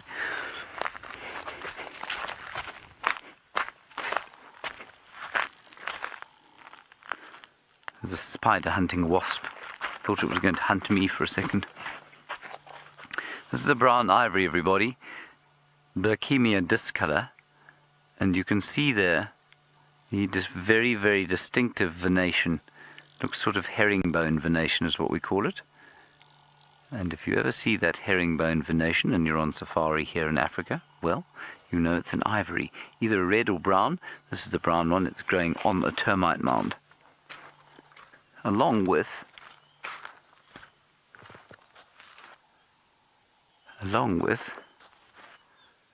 I don't know what along with. I think it's a false marula. Beautiful. Isn't it lovely? Very nice. When one doesn't have animals, one must look at trees.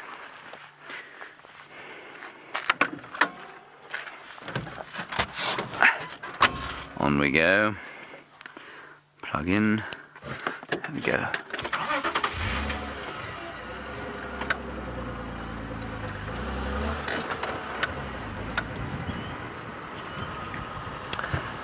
Now, those of you who are watching on the Periscope Twitter test, we're going to bid you a fond farewell. Thank you for watching. Join us if you'd like to, wildsafarilive.com. Otherwise, I'm sure we'll Periscope again if this one was successful. David, up in the top of that tree. European bee eaters, everybody. Well done, Dave. I stopped too late. We haven't had a good sighting of them, or I haven't this year. I know we have seen them though.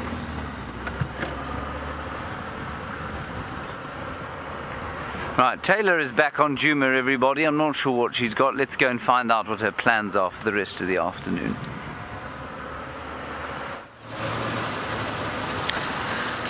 like James said, we are definitely back on Djuma, and what I thought we would go and do is perhaps, we're on Vuyatela access at the moment, let's pop past the Djuma pan and see what's happening there, and see if there's maybe an elephant or buffalo or a hippo.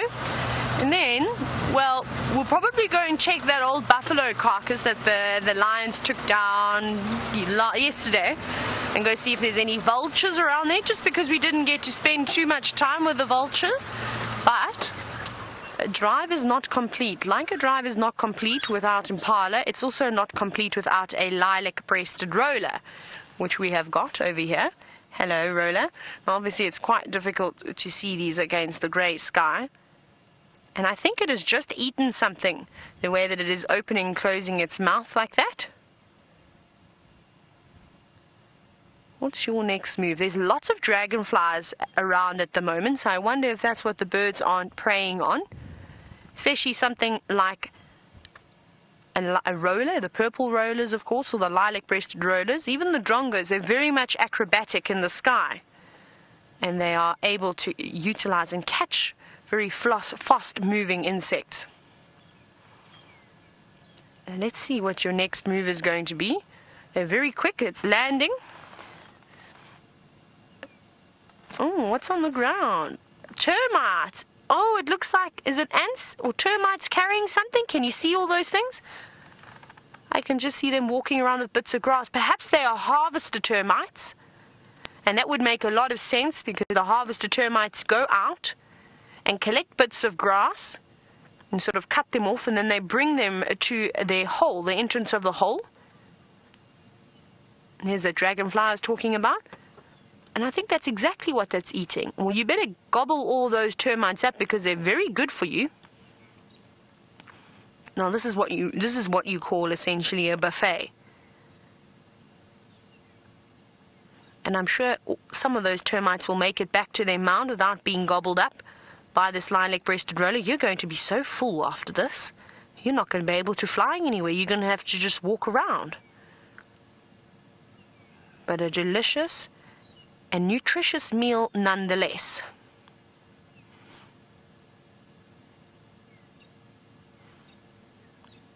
Is anybody counting how many termites that this lilac-breasted roller has eaten? I didn't. I should have, though. That could have been another little experiment we could have done today. How many termites does it take to fill a lilac-breasted roller? Perhaps we'll have to start again next time, or maybe one of you were counting. But you can see that crop is starting to get full now. It's starting to bulge just a little bit. Sort of just below the purple throat. Oh, it's moving around. Have you seen something bigger? No. Done with the termites. Wasn't that incredible to see? This is a very obliging lilac-breasted roller, I must say. One of the better sightings I've had of this stunning bird. And even just to see them for a brief moment is usually quite amazing. But to see them flying from branch to branch and then landing and eating almost quite a few termites.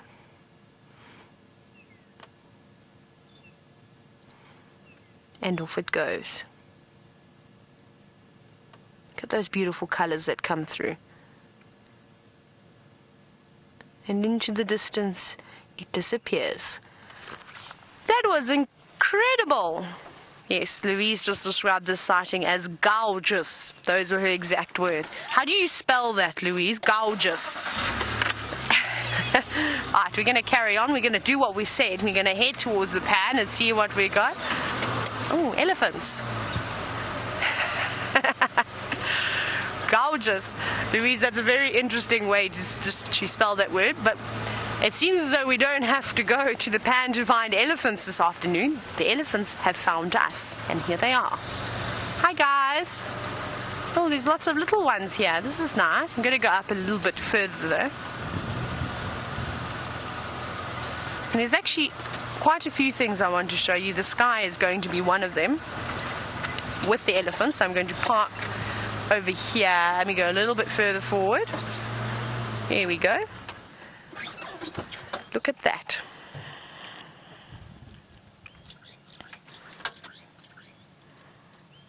elephants, the sky, the Drakensberg mountain range that you can just see in the distance. That is absolutely lovely. And those clouds have lifted now, but there's still a slight haze in the sky. I think this might make for a very beautiful sunset once the sun dips behind that very thick wall of cloud that you can see on the top. And I think these other little clouds are going to illuminate quite nicely. So I hope you're ready and waiting for the sunset this evening. We've got a lovely breeding herd of elephants, though, moving through this open plain, which is quite nice. I always love it when the elephants come out into the open, especially when you've got a scene like that. Now, that would be a very nice screensaver, so I suggest taking a couple of screenshots, and I'd love to see something like this. I mean, this is a photographer's dream. It's not always that you get a beautiful skyline with mountains and colourful clouds and, of course, well, the most fantastic creature on Earth. This is, of course, my opinion.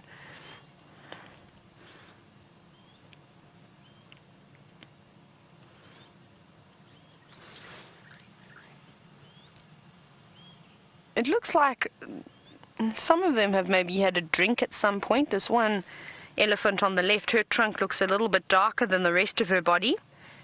So maybe there was a little mud wallow. You can see her front legs are a bit wet too. Maybe there was a little mud wallow or pan of water somewhere that they've had a drink at. Or maybe it was from much earlier today and she's actually drying off.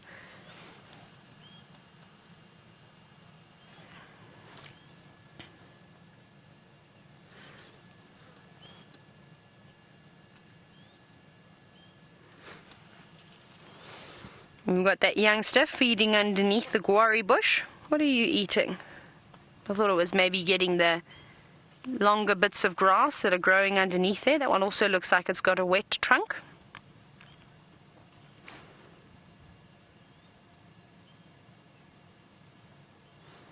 No, what are you eating? I can't see what this little one is eating. There's some sort of vegetation that's growing under there, and it seems to be quite a young plant because it just pulled it out and the roots came with it. That one was a bit trickier, had to use its foot to help sort of lever it out of the sand. Hello, beautiful. You can see that they did definitely have a mud bath, possibly earlier today. You can see all that, those crusty bits on the knees and behind the ears and on the back. No, that wasn't too tasty.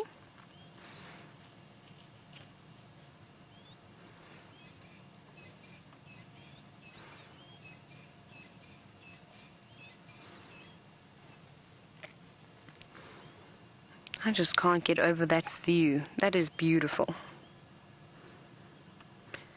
And it's just moments like these that we need to sort of take in and really just appreciate how lucky we are.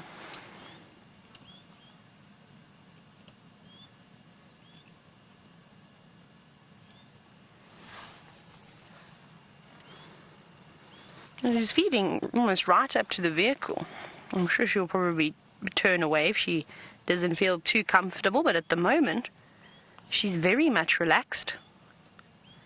She's just flapping her ears to try and keep herself nice and cool.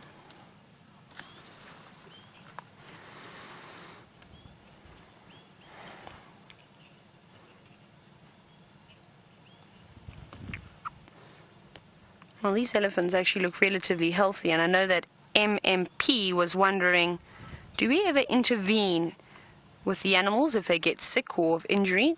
Now, we try and do and intervene as little as possible. So in terms of the animals getting sick, if it's a disease that's natural in the area, well then we sort of let nature take its course.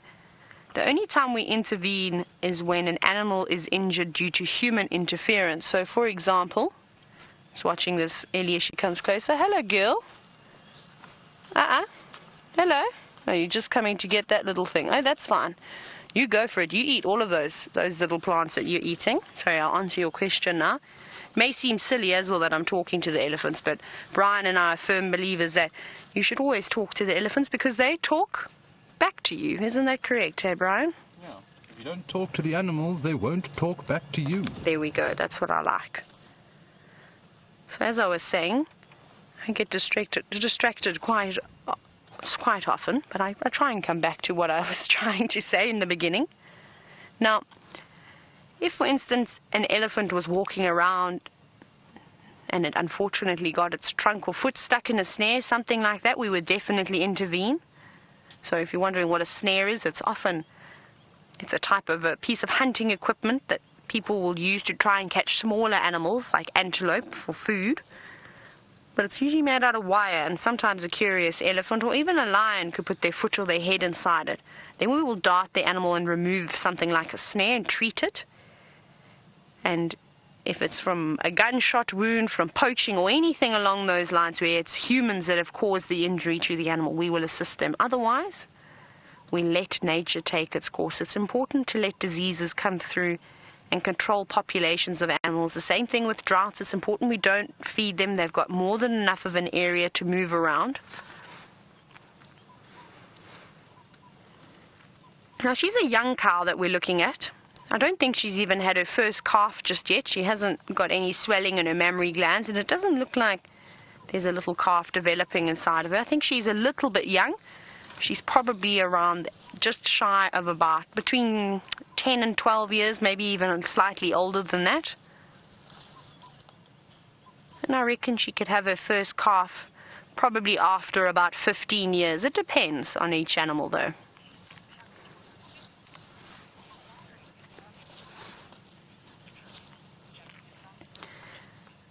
Hello, Jackie's class, who's watching in Illinois.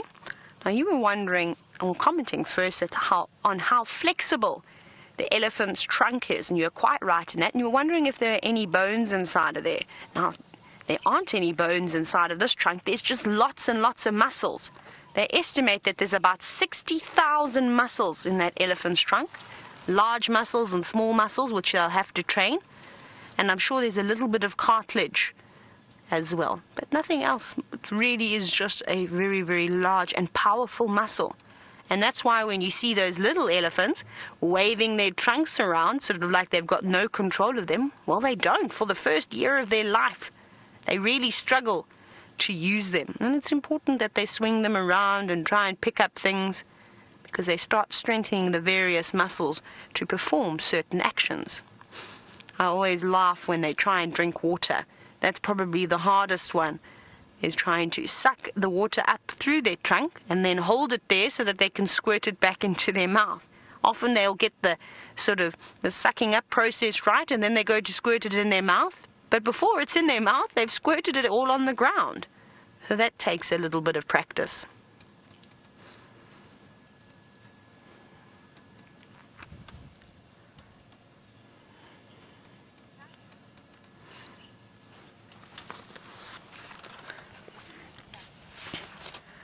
Now we're seeing these elephants eating a lot of leaves at the moment and digging up bulbs from the ground. Now, Saturn, you were wondering if elephants can eat and digest grass like cows. So elephants have got a very different digestive system to a cow. A cow is a ruminant, so they have a 4-chambered stomach. Whereas elephants, they don't have that. They've got one big chamber where all the food goes in, and they only digest 40% of their food, and that's why their feces, their dung, is so large, whereas cows is sort of in a little bit of a pancake. But if you sift through very dry cow dung, you see it's almost like powder. It's so fine. And that's because when you are a ruminant, your digestive system is very, very good. Now, unfortunately, like I said, the elephants don't have a great digestive system, but they do enjoy eating grass. When there is grass around, they'll actually favor that rather than feeding on the leaves. But lucky for us, and lucky for the elephants, they're able to eat a variety of different things. They dig for roots and bulbs underneath the ground. They'll strip the bark and try and get to the cambium layer off the inside of the tree, and they'll munch on that as well. Isn't that amazing? Let's go up a little bit closer though. Let's just reposition slightly, because I think they're just about to disappear off into the thicket. So let's try and get a view of a couple of others that are still coming across the road. Nope.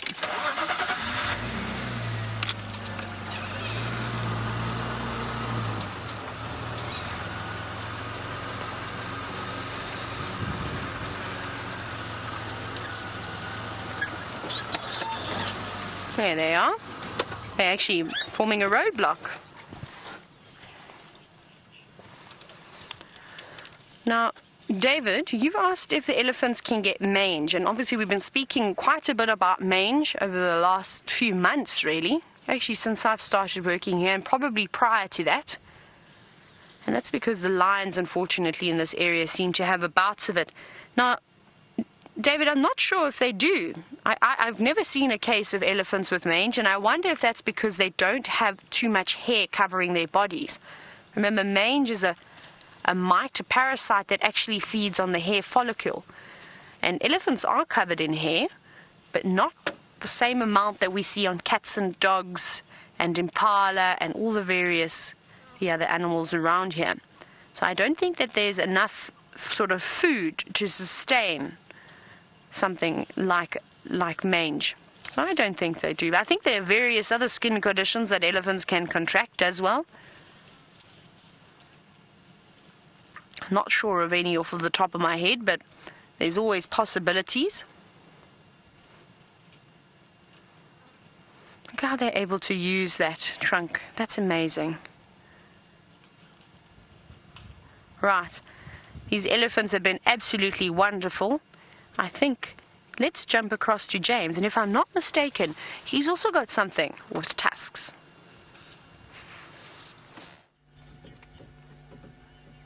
Not hippopotamus, everybody, no, but pigs. David, are these your favourite animal? Close to. Close, they're pretty close to everybody's, I think. Anyway, this is a very noisy sounder. I'm just going to be quiet for a second.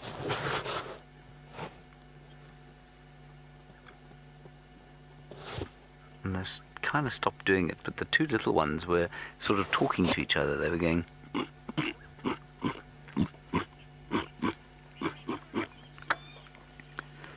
I don't know what they were saying. Well, that's what they were doing. And they are putting on condition in a fine, fine way, very quickly indeed, loving the new grass. And I suppose, unlike the buffalo, you know, I was talking to David about this as we drove through after countless buffalo on cheetah plains while you were looking at the elephants. And many of them browsing, reaching into the trees, almost like goats to try and get at the grass, at least at the leaves.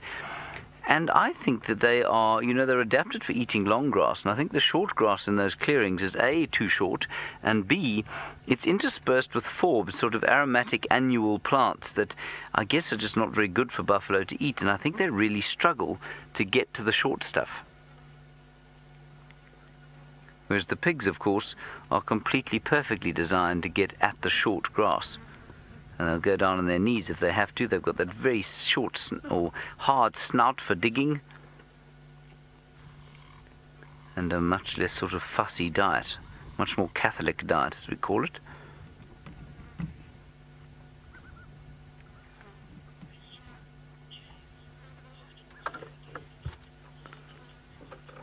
Oh, James, you want to know how many buffalo I think have been lost to the drought? Phew, I mean, I couldn't begin to tell you, I'm afraid. I've got no idea. Kruger-wide, I'm sure well over 1,000.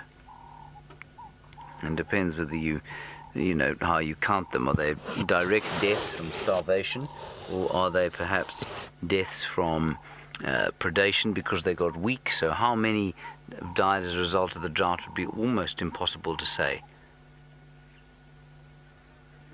Unless you knew of every single buffalo in the Kruger Park area, which of course is almost impossible.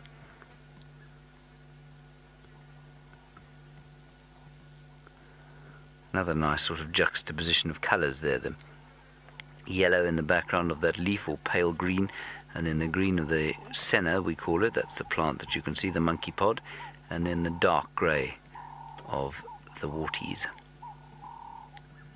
Two little brothers, born no doubt to the same litter,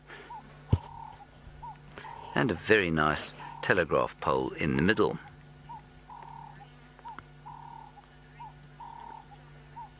Goodness, Raisia, this is a long time since I've heard your name. Wonderful to have you with us. I'm sure you watch. I don't know if you're watching all the time, but perhaps you just haven't sent through many questions of late or comments.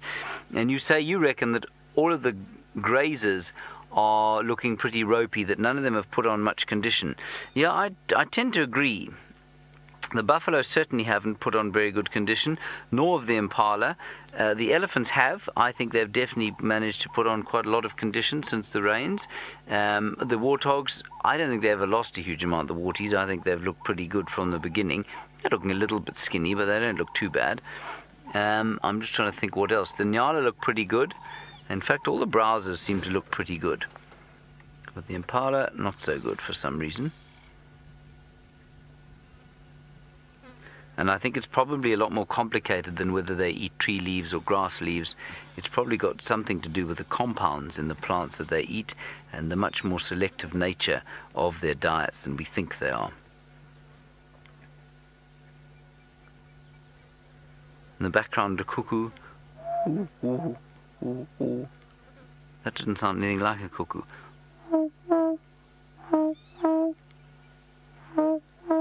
See, that warthog thinks I'd do a very good cuckoo call, David. You see that?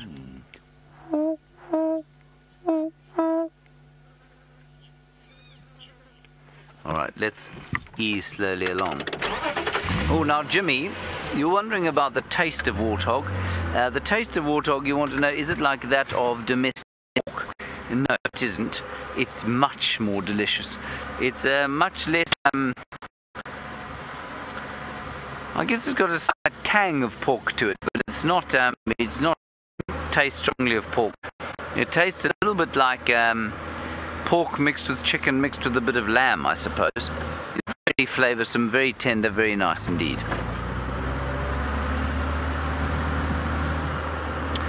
Right, Taylor apparently has got a brilliant vision of the sun, which is doubly impressive as the sun isn't going down yet.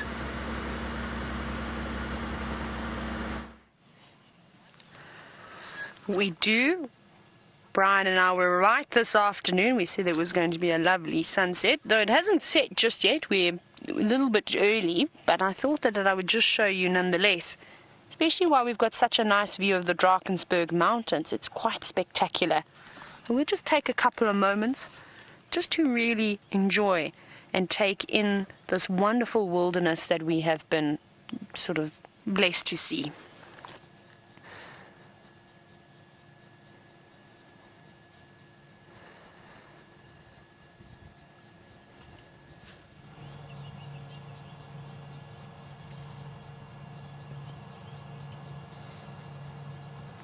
Isn't that incredible? You've just got a wall of clouds, and then just coming out in that small gap between the Drakensberg Mountains and that thick wall of clouds, the sun just peeping through now. And we know how quickly the sun sets. I think that that is absolutely stunning. Those colours, the golden colours, that sort of dark, almost looks like grey black. I don't even know how to describe that colour, but it's just so beautiful.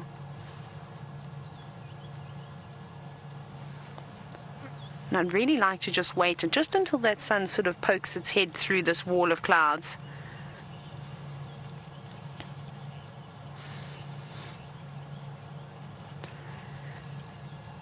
Well, speaking about the density of clouds that we have, I know that Raisa was wondering how much rain we've had in the past 7 days.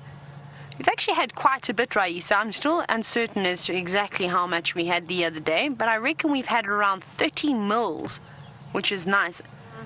I thought we would have seen a little bit more improvement of the grass coming through, but perhaps the earth is just so thirsty that it's absorbing it all before the roots are really getting any.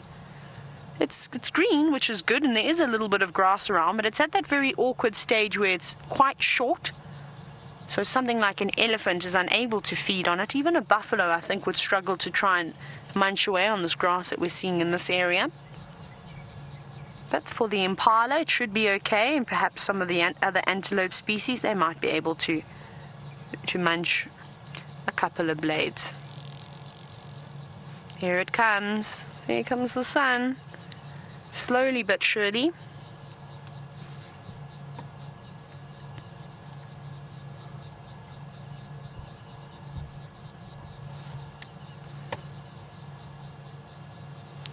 I mean, you just look at those very black clouds and you just think that how can something beautiful come from behind that? That's what I just think is so incredible. Look how quickly it's coming down.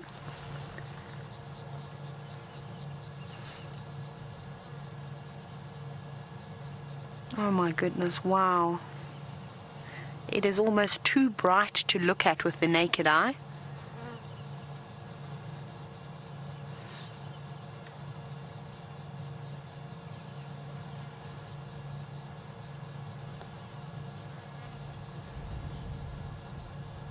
Oh my goodness, look how the colors are changing now. From that bright yellow to almost a red tinge. Wow.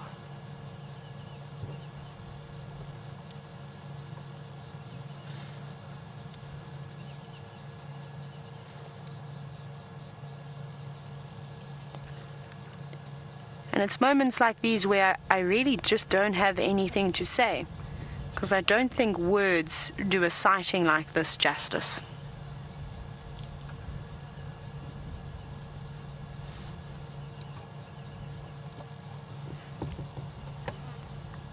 That is going to be absolutely incredible. You can see the colors of the clouds now starting to change with all the dust around.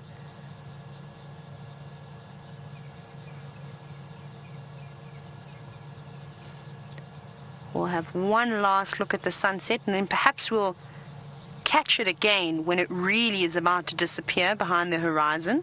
Maybe we'll see it from quarantine. I think that's always quite a nice spot.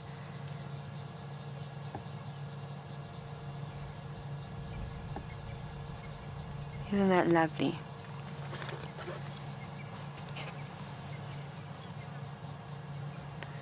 Oh my goodness, look at the golden light that is coming off of that. I really just want to show you what's happened all of a sudden from being sort of grey and glum and not very bright at all. It's changed completely out here. And you probably see the light, how it's radiating just onto me. It is unbelievable, a photographer's dream. But let's carry on up ahead. And like I said, we were definitely going to have another look at the sunset in a couple of minutes though. But while we make our way towards quarantine and the pan, let's go across on James's vehicle and see how him and David are doing.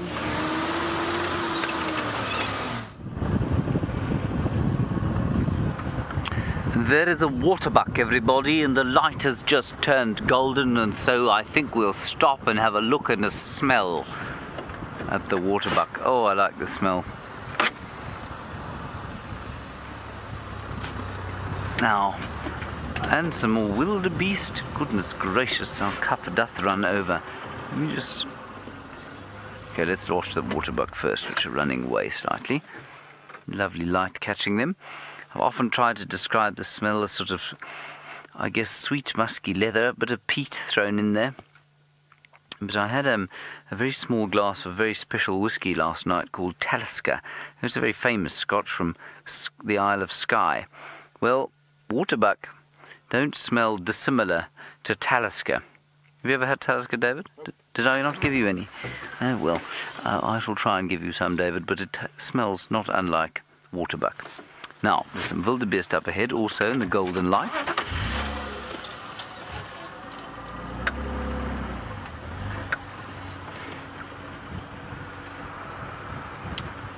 We'll try and get into a position where we can see them. We have seen 3 or 4 herds of wildebeest today, which I think is unusual for this area.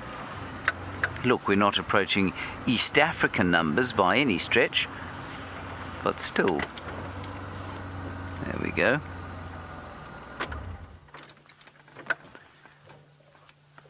I'm going to make a confession, everybody. I think that our wildebeest up here, the blue gnu, is a slightly better looking individual than the brindled gnu of East Africa.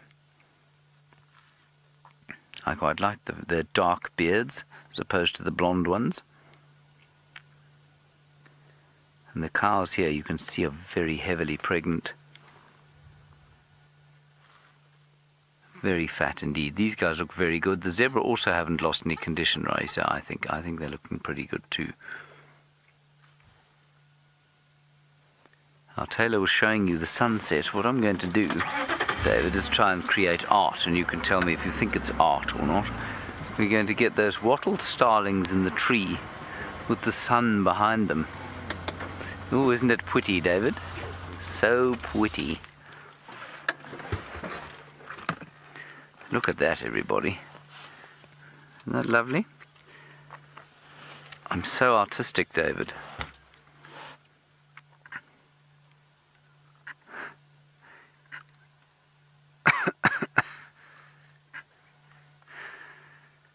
Ah, that's stunning.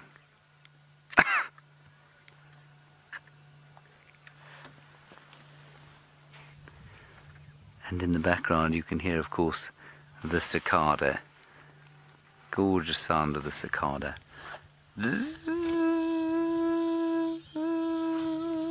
Something on the road up ahead. Hang on, you stay watching that, David. I'll check on the road.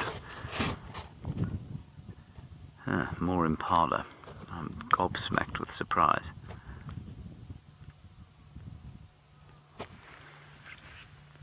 Yo, that is something else.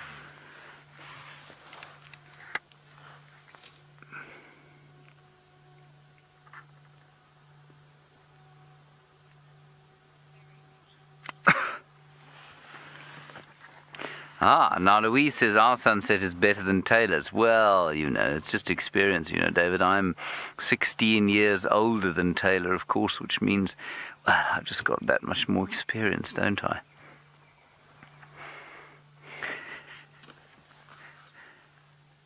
Now, David, I'm going to ask you to do something very special. If you can. Oh, wait. Oh, yes, okay, now we're in it now. There's a fallen stick there. Okay, can you see the stick there? There, I'm scratching. There. That's it. There's a spider hunting wasp, everyone. And it is not flying, which means it's not impossible to follow with a camera. And it is looking for David. A spider. A spider, yes. Unsurprisingly, it is looking for a spider. And it's looking specifically for a baboon spider, which to the rest of you, or to many who live in the New World, will recognize as a tarantula. And we get various kinds of little tarantulas here, none quite so intimidating as the ones you might find in your sleeping bag of a camping evening in the Amazon. But that's what she's looking for. There she is, middle of frame, left, up, there. See a beautiful starling-coloured bird. And when they fly,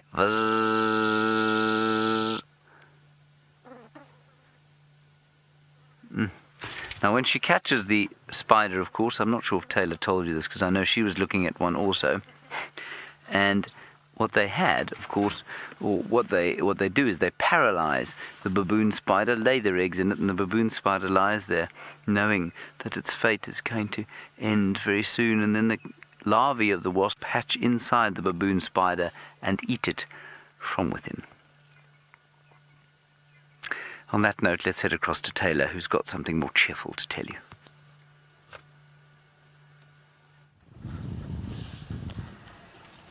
You've got a beautiful elephant. James, I don't know, what was I supposed to say? I feel like I'm under pressure all of a sudden. We've got this big elephant bull, though, who's munching away on a large fruited bush willow. And he's quite a large elephant. Not ginormous tusks. Hello, boy. Let's see if he's going to turn. Hello, big man. Look at that lovely light that's coming on him. Just flapping his ears because he's hot. Don't worry. Look at that light. Isn't that absolutely gorgeous? It's okay, big boy. Now, were you chasing a hippopotamus around? Because I believe that that's the rumor. And if that's so, that's very naughty. Because that hippopotamus is about the fifth of your size. And I don't think that's very fair. And you are behaving like a classic bully, my friend. You better change your attitude. We'll go and have a look and see how the hippopotamus is doing, of course. And we might have to do some therapy and just reassure that hippo that everything will be all right. He's a big elephant, though.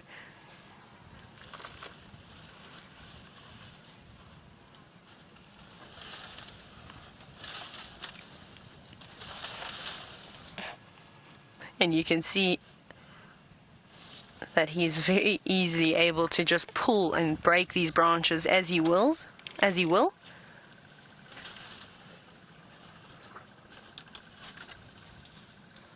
This is so amazing. This afternoon has just been so fantastic. It's been very peaceful.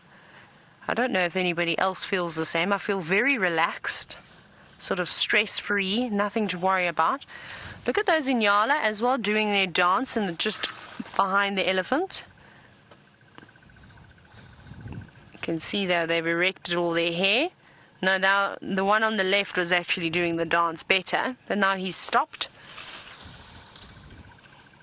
Ah, I thought we were going to see the Inyala prance.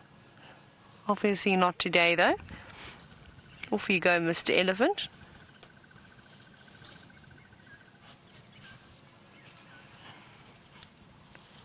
Isn't this wonderful? Now, I wouldn't like to be standing in that tree.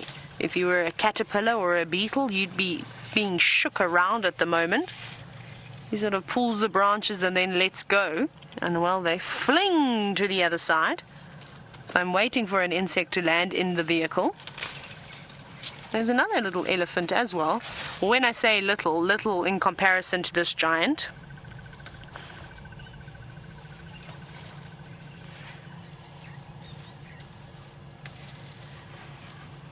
Hello, Marianne from Arkansas. So you were chatting about one of the beautiful nocturnal creatures that we're starting to see again, which is chameleons. And you're wondering, where do they go when you don't see them during the day? Well, now in the summer months, they actually just be sitting on the branches, in and amongst, maybe even on the trunks of the trees. But because there's so many leaves now, it's very, very difficult to see them. But I found a couple of chameleons during the day. So that's sort of just where they go in these summer months. And then as the night sort of cools down a little bit, they then come to the edge of the trees and just sort of perch themselves there. Now, this is going to be an interesting reaction. Actually, I wonder if this is not the bull that was maybe chasing the hippo around. They look like they're going to have a standoff. See if I can roll. No, I can't roll forward. I don't want to disturb them. But this is definitely not an even match.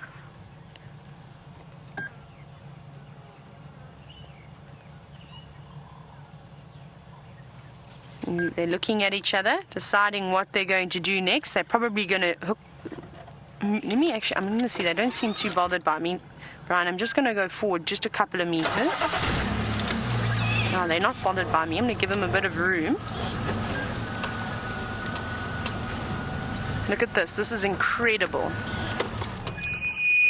Now, that younger bull, I think he knows his place, though. He came up almost sort of quite aggressively, I would say. His whole posture about him wasn't submissive when he came towards this elephant. And naturally, the larger bull then responded and took a couple of steps forward towards him.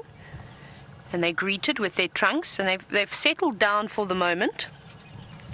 You can see the bull on the closest to us is now resting his trunk over his tusks. Let's see, no. He's not taking any of his nonsense and his previous attitude. He's sort of ushering him along. Just reminding him that size does matter. And he's obviously the big boss around here. You haven't met Daryl. Daryl is bigger than you, mister.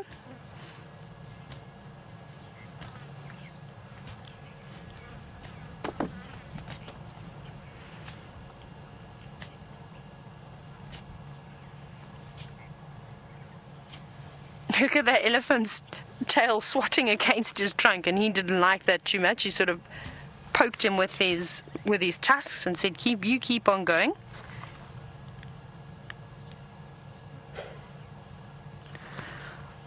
Now, Valpine Wolf Girl, you've mentioned actually quite an amazing comment. You've said, do you think that elephants will eat the occasional insect while they're feeding? I think they do. I definitely think when they break sort of the younger branches off and pop them in their mouths whole, I'm sure that there'll be the odd beetle or perhaps a little caterpillar or ant or something along the line on those leaves, and well, then they just get sort of devoured. So I think that definitely happens. This bull on the right is very cheeky. think he's smelling.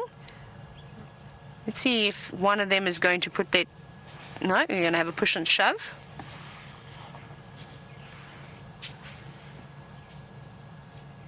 I mean, you can see the size difference, even just from the trunk.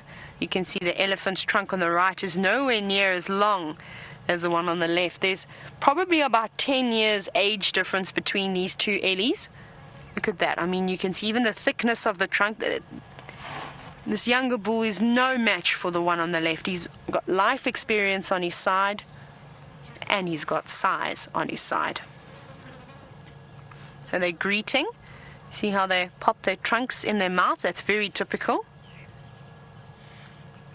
And often, like what this elephant on the left is trying to do, they'll put their trunks and rest them on their opponent's forehead.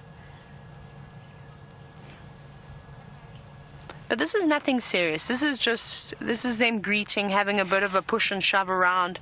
But the older one will assert his dominance over the youngster, like I said, just to remind him that he is the boss and that he needs to be respected. You see, they're getting pushed right out of the way, but nothing too aggressive. These elephant bulls probably wouldn't fight. It wouldn't be an even match. So maybe they're just old buddies. Watch out, Nyala. You can see the Nyala on the left there. Yes, girl, you better move out of the way.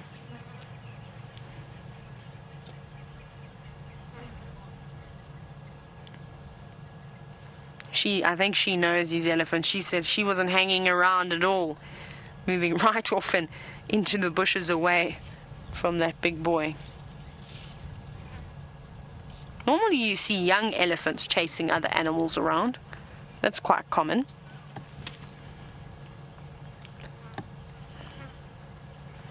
And I suppose when you're the size of the elephant on the right, and I think I actually changed my mind, I think it is him that was chasing that poor hippopotamus around. I think he's got a bit of a problem with his ego at the moment, so he thought that he could just sort of bully something that's smaller than him, seen as though he's just been put in his place.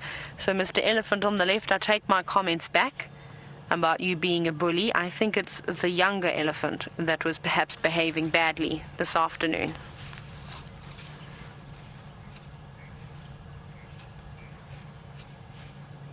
Must be a couple of flies on him though, as he swats his tail quite vigorously. You probably were thinking, how does an elephant even feel a fly on that tough skin? But they're actually covered in bristles.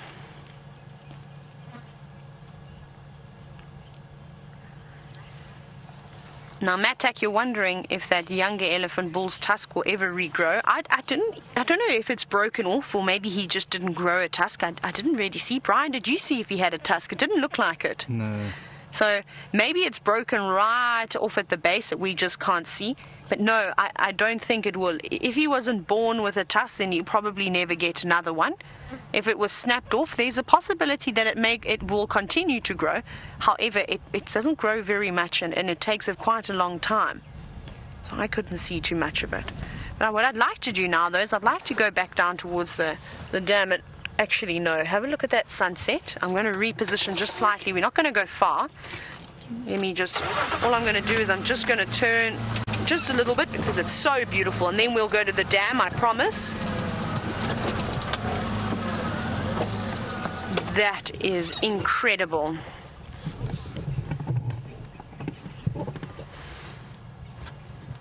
Now this is a different scene with all these beautiful trees as a silhouette. Isn't that lovely? Now, Druha, you're wondering, how long do elephants live for? They live for quite some time. They live for anywhere between 60 and 70 years. That is stunning. Those silver cluster leaves do a really good job when they're smaller, and they make beautiful sort of silhouette shots. Not too many leaves, but just the right amount. Now there's an impala creeping into the shot. Try and catch a couple of screenshots of that. That's really lovely. Oh, that's my favorite. And like I always say, there's not too many spots on Djuma, I'm afraid, to get beautiful shots like this, where you can get the silhouette of an animal and the clear open sky.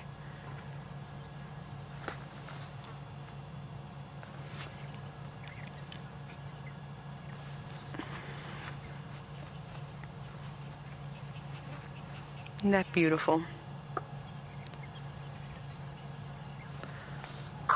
It seems as though these bulls have started pushing each other around again. I just heard one clash, or a clash of a tusk. Sorry, I'm trying to duck so that you can see them in front of me. And you may have heard it.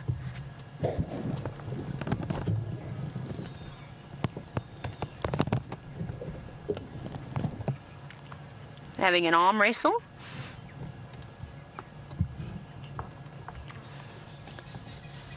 Liz, you're quite correct in saying, well done for remembering the things that I'm saying as well. I sometimes forget what I say. So Liz, you've commented and said, could the older bull be the mentor of this younger bull? And I have said this. You're quite right. I said this morning, actually. Now, I don't think so. Not just because the age difference is quite close and their size is quite close.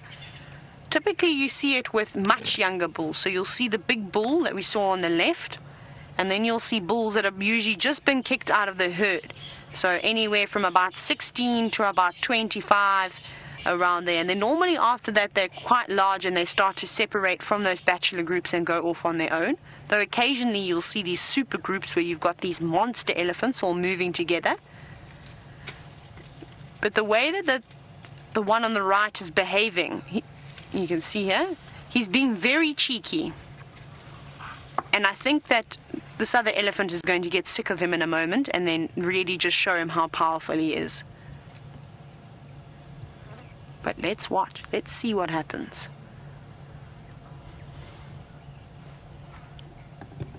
Well, even though it doesn't look like there's much difference in size, you saw the length of the trunk, the thickness of the trunk, and just the overall size of their body. It's almost like they're having a standoff.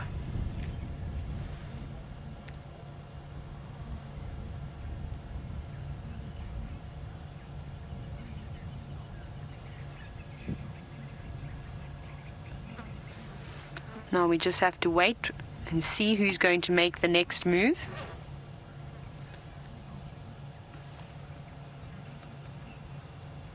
I don't know where to look, whether to look at the elephants or to look at the sunset with the impala.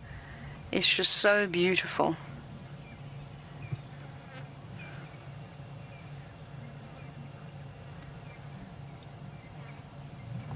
Yeah, I think that's a fantastic call. Look at all these impala now coming through. Crossing the plain. Here's another opportunity for some silhouettes.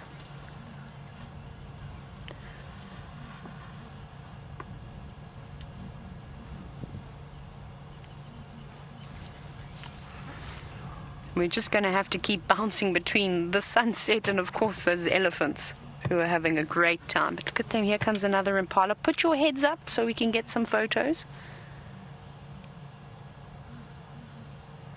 There's even the southern ground hornbills calling in the background.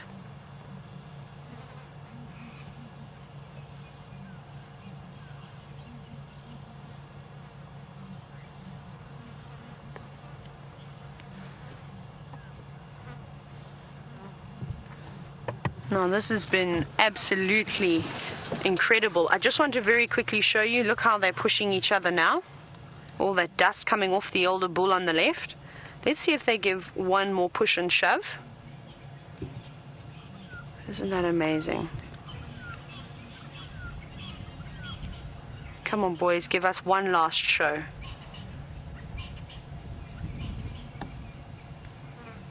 See how that one is resting his trunk on the younger bulls. Now that must be heavy. Remember, that's all muscle.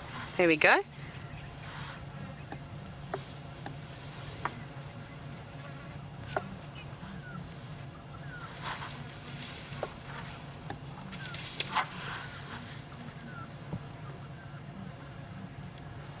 And you can see this is nothing serious. This is really just them sort of testing each other's strength. Wasn't that incredible? Right, that was beautiful, but I believe that James has also got a roadblock of his own.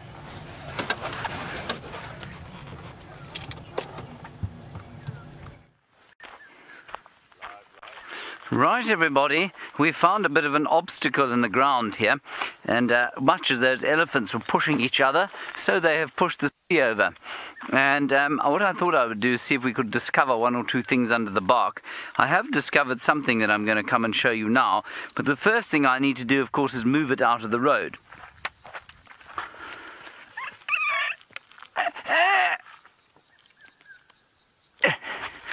I think I'm feeling a bit weak today, David.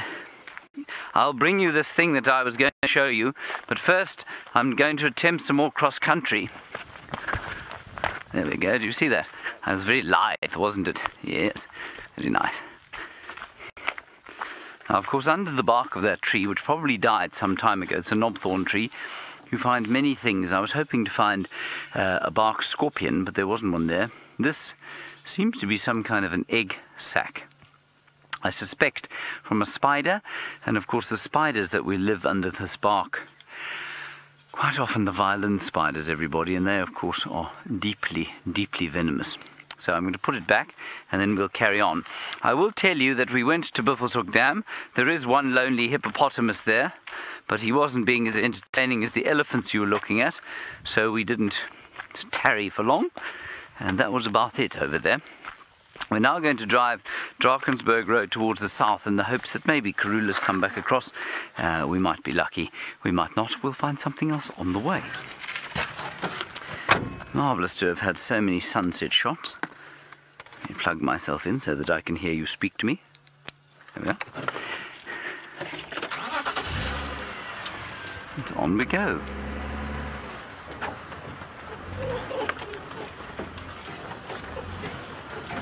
Yes, I definitely, Deborah Armchair Traveller, I agree with you completely.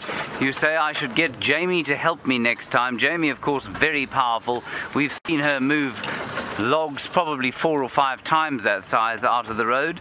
So yes, I shall have to find out exactly what her workout is and do the same. I'll be able to do that on Wednesday next week. Now let's see what else we have here. I've been astounded by the number of buffalo, and I'm taking back what I said earlier about them not moving around too much like the other animals have for the rain. That's absolute nonsense. It's one of the reasons they're being killed so much over here, is that they have come into this area and there are so many of them around that the Nkuhumas just can't help themselves. Every bush they look behind, there's a starving, emaciated buffalo that they then kill.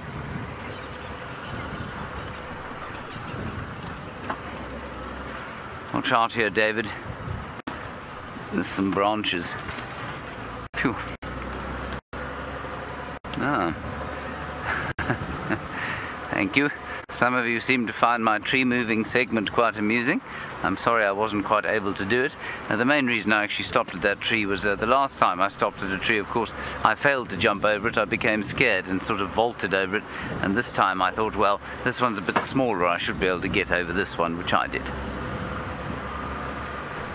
Made me feel young and youthful, David. I suppose we better put the lights on. The sun is gone. There we are. The last call, let's just have a listen to that again. Listen.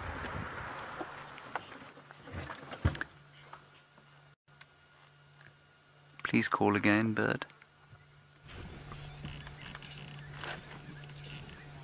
No, the white-browed scrub robin makes that last call at this time of the day. Like the snare drummer in the band at the changing of the guard.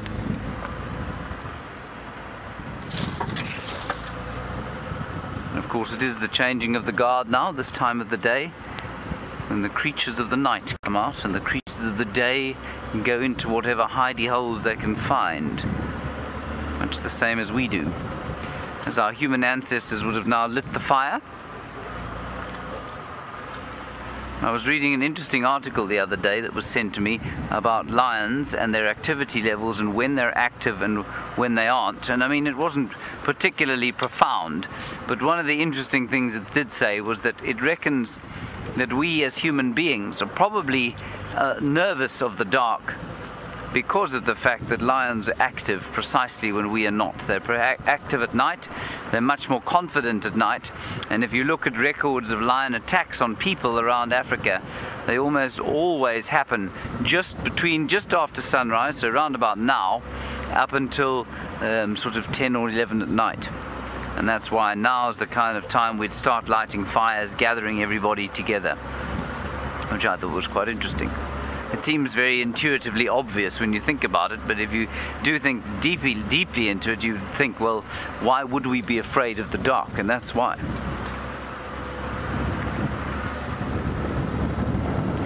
So while we're the apex predator during the day, at night time, not so much.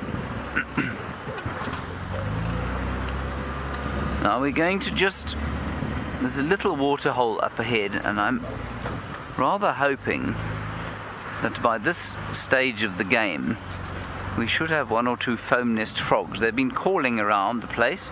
They go whack, whack.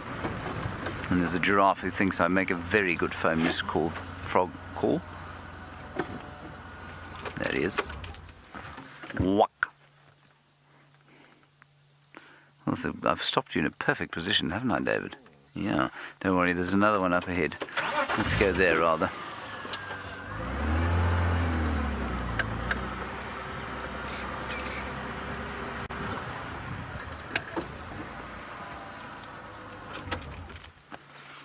Two young bulls, much like those two elephants you were watching with Taylor, making their way in the world, keeping each other company before they're fully mature enough to sort of go off on their own and fight for mating opportunities. I think the giraffe have maintained health very well as well.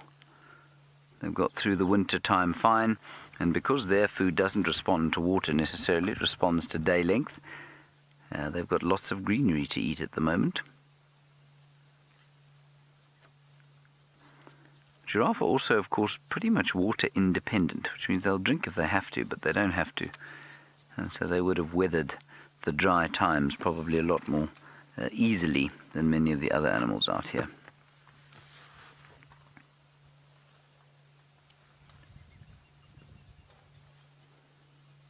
Marvellous. Let us carry on around the way and see if we can't find our little foam nest frog. Whack. Whack. David, would you like to try the foam nest frog call? Try it. That's very good, David. Very excellent job. Well done. Whack.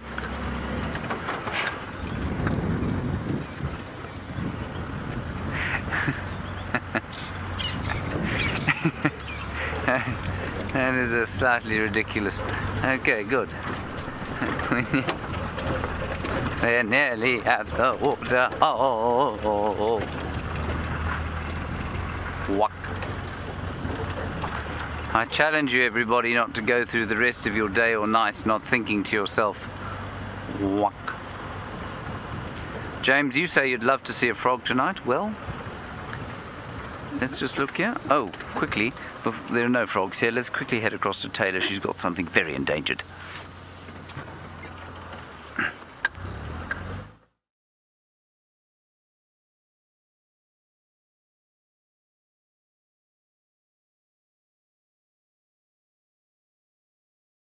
How fast it was flying.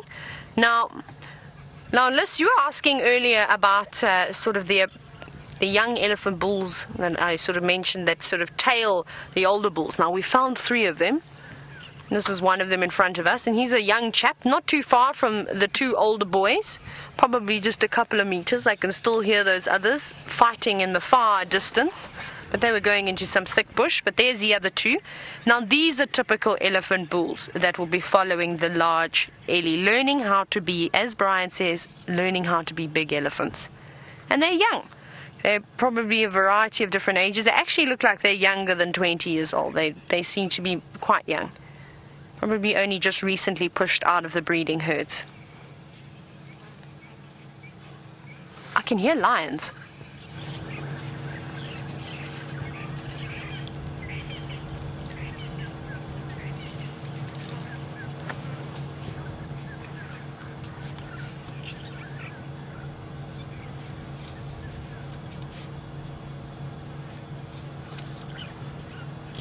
I don't know if you could hear that. It sounds in the distance. I can hear a male lion roaring though. I think we need to go and investigate. What do you think, Brian? I think we do. Elephants, it's getting a bit dark to film you now, so we're going to leave you. Leave these elephants in peace. But I didn't see any Birmingham boys, or not that I could really see too many lions when we were on Arathusa. Bye chaps, have a good evening, stay out of trouble. But let's go and look. We're going to go and head along Mvubu Road towards Buffels or Cutline. It sounded like it was perhaps coming through from that side. So let's go around there. I could also be mistaken slightly because I am sitting in a little bit of a dip. So that sound could be sort of distorted, but we'll go and have a look. And if he's roaring like that, perhaps he's on the move, which is always quite tricky. But we will give it a bash. Whee! Down we go. We're going over the dam wall.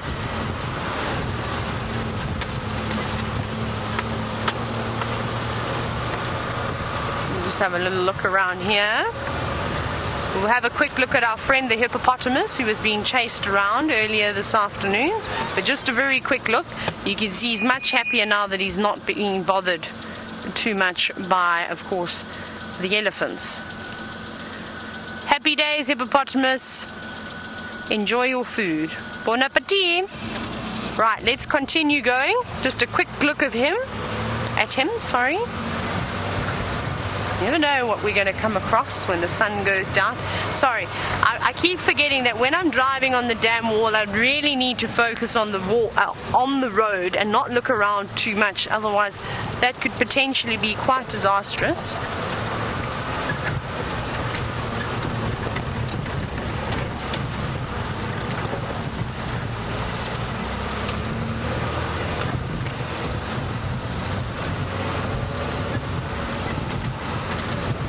Let's go on an adventure.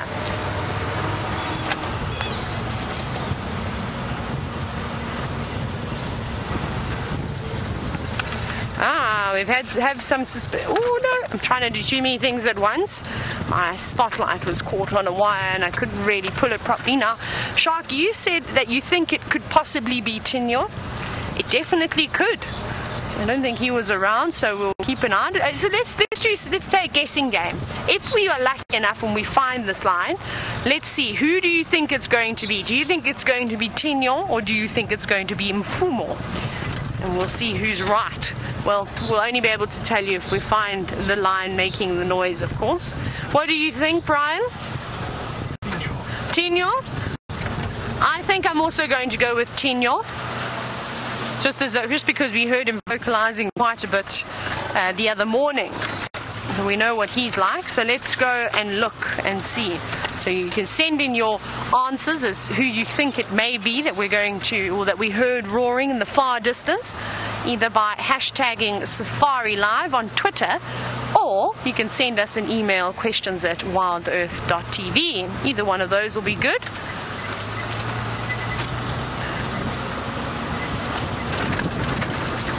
Oh, that doesn't smell. Sorry. You know what I'm smelling? It's the carcass from about a week ago. Just in over there. Buffalo. Can you see it?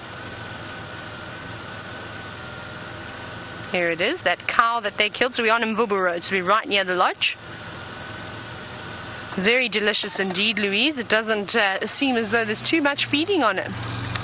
Been good couple of scraps though for a jackal. Right, just a little bit bumpy here. We're going to carry on. And I'm going to focus on the road as much as I can. I'm also going to try and look for things like chameleons, but it's going to be quite difficult because I'm going to be sort of looking on other parts. I'm not going to be looking as high up. I'm going to be scanning the brush. Oh my goodness, this road just gets bumpier and bumpier every time I drive it. Sorry, Brian. I almost throw you off.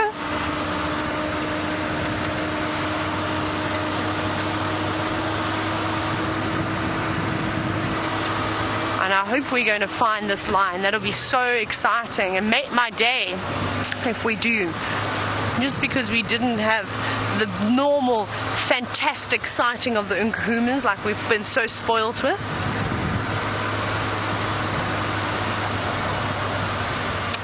Put all the lights on.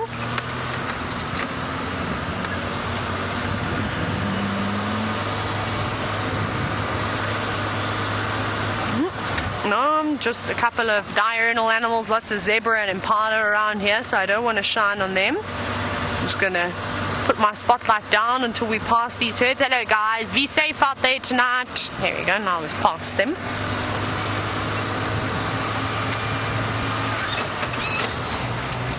Right, now we're going to continue searching far and wide for this mysterious male lion. And while we do this, let's go for an update with James.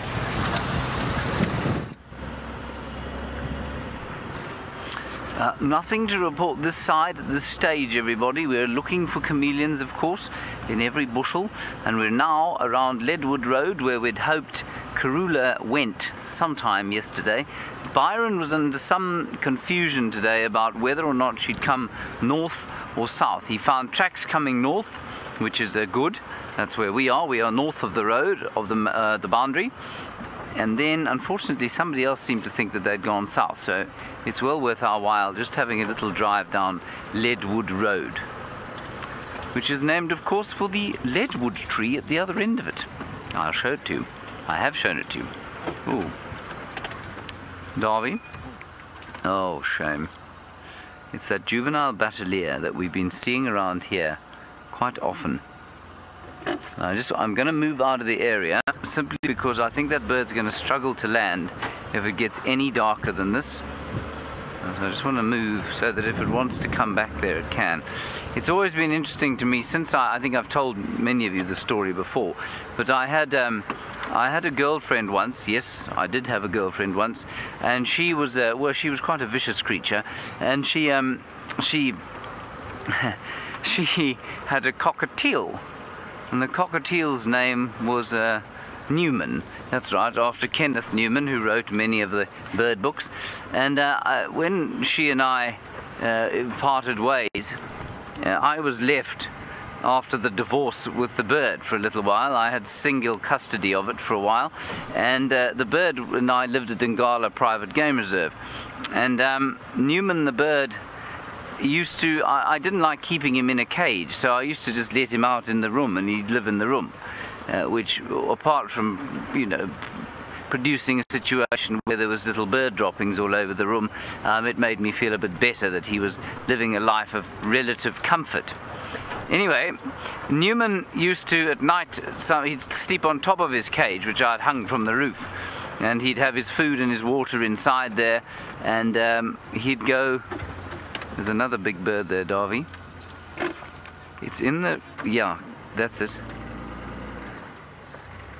I'm reticent to put too much light on it, but let's just see what it is, because that's very low down.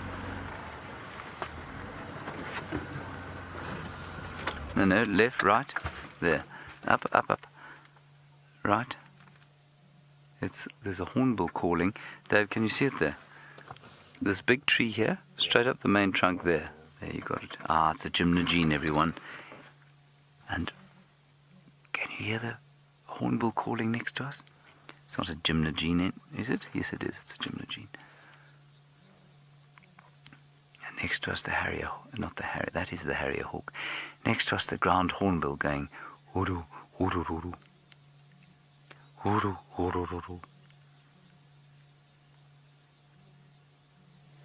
Isn't that lovely?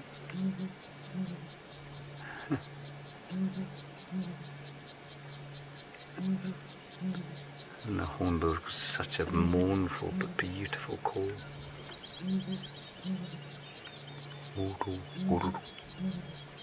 He's on his own.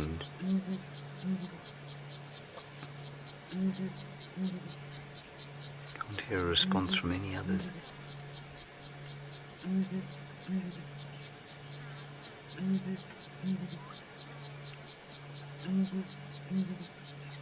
There's also black-bellied bustard calling him.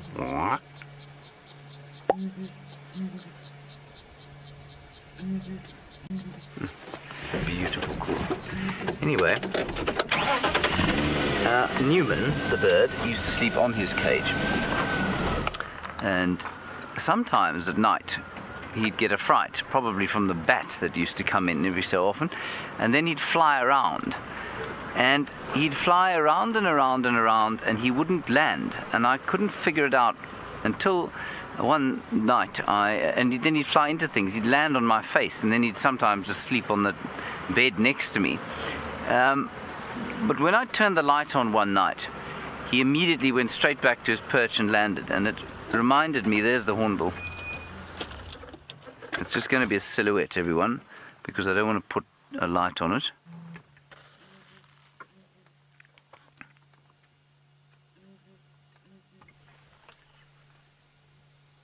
It's quite nice as a silhouette, isn't it, Dave?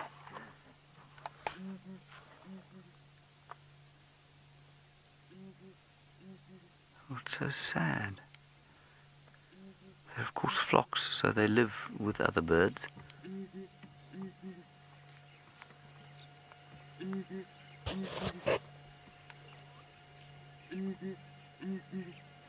Normally this calling goes on very early in the morning. And if you listen very carefully, you can hear the beak snapping shut as he makes the call.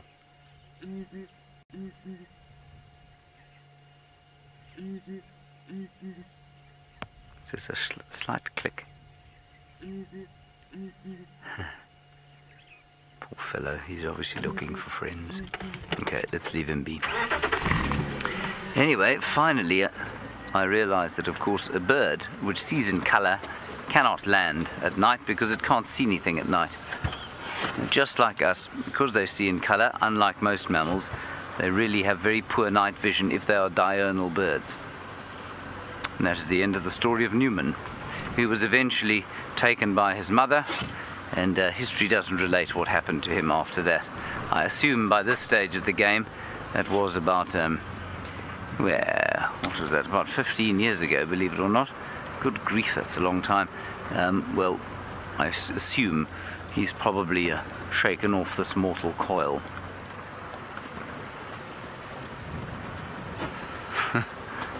R.I.P. Newman the cockatiel.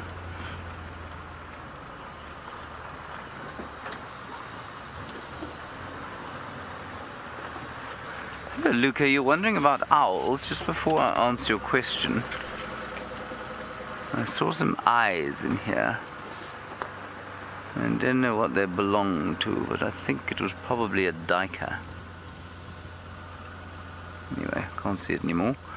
Luca, you said did we get any milky owls or only African eagle owls? Luca, we get about 7 species of owl here. None of them are the milky owl though. We get, and if it was daytime, I'd show you in the book. We get the spotted eagle owl, the giant eagle owl, the grass owl, the scops owl, the pearl-spotted owl, the barred owl, the barn owl. That's 7 already, isn't it? And I think we get one other. What is it? I've missed one. I think the marsh owl you'll find in the south of the Sabi Sand. So those are the owls that we get here, quite a few of them. And the white-faced scops owl, of course. So that's another one. So 9 actually, 9 species of owl in this particular region. Then you get one other as well, called the Pell's fishing owl down on the Sand River sometimes. So 9 species, but I'm afraid none of them the milky owl. I've never heard of the milky owl. I'm assuming it's probably not an African species. We'll try and find you some owls. This is around about the time of the year that we'd be expecting to see them. And as we talk about the owls and their activities and the activities of nocturnal birds, Ray, you say, do they come out in the day or in the night? Normally at night, Ray. The pearl-spotted owl has been known to be fairly crepuscular, so it moves around sort of at dawn and dusk. But the eagle owl is generally at night time, and that's when you'll see them. White-faced scops owl the same, barn owl the same, grass owls also. So they're largely nocturnal. Scops owls also. And you know that, of course, even if you don't see them at night, you know that because that's when they call. They don't call during the day at all. Sometimes in the early morning you'll hear them, and sometimes you will hear a pearl-spotted owl calling in the morning and in the middle of the day. Now here is the Leadwood, after which Leadwood Road gets its name.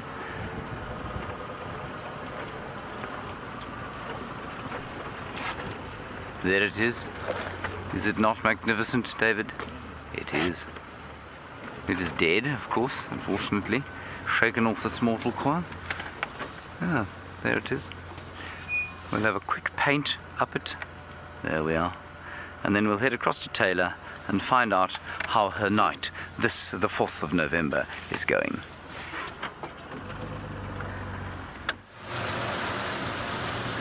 So we've just been driving around. We had another listen and we stopped on Buffelshoek Road and we heard that male lion roar again. It sounded quite far, actually much further away than I initially anticipated. I reckon by tomorrow morning hopefully he will be across, but I don't think we'll get him tonight. But we'll keep listening out. But now we're looking for all the weird and wonderful creatures that come out after the sun disappears. So, of course, you know, I don't even need to tell you anymore. Chameleons. That's actually what I'm really looking for tonight, is a chameleon. And seeing as though James was talking about owls, I also wouldn't mind seeing an owl like I did the other night. And I thought, in the very far distance, I thought I could hear a barn owl. Now, that's an interesting bird. I actually want to stop. I want to play its call for you. Let me just turn the spotlight off. Now, I've only saw when I was down in the south 3, and they're quite special to see, so I don't even know if you know what a barn owl looks like. Let me show you first. I'm just getting to the picture, so here we go.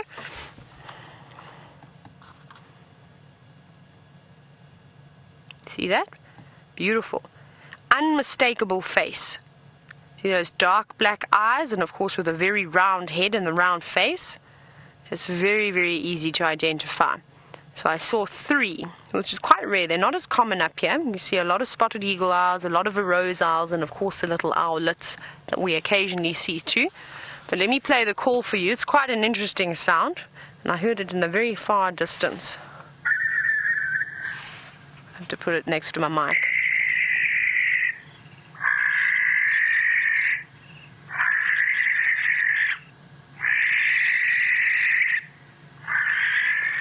Very scary. That would have been a good call to play on Halloween, don't you think? That would scare a couple of neighbors, I think, if they were coming around to trick-or-treat. And we'll put the phone back on silent again after the bird calls. Now, that would be a very special one to see around here. Where I'm from, though, the eastern Cape of South Africa, actually quite common. Them and the spotted eagle owls we used to see most. And then we're very lucky to also see the barred owlet, which is exceptionally rare down there. And I was very lucky, myself and 2 other people. We went walking one day and we could hear these barred owlets calling, and we'd only seen 1. And they hadn't been recorded in the area for about 25 years or so. So we went out and we made a mission. We went during the day and we said, right, we're going to go and find these owls. And we did. We were so lucky. We didn't find 1 though. We found 2. We found a breeding pair. That was quite nice. That was recorded with BirdLife South Africa as one of the first breeding pairs. Oh wow, after 25 years. Now I've got a scorpion. Let me just get a good position.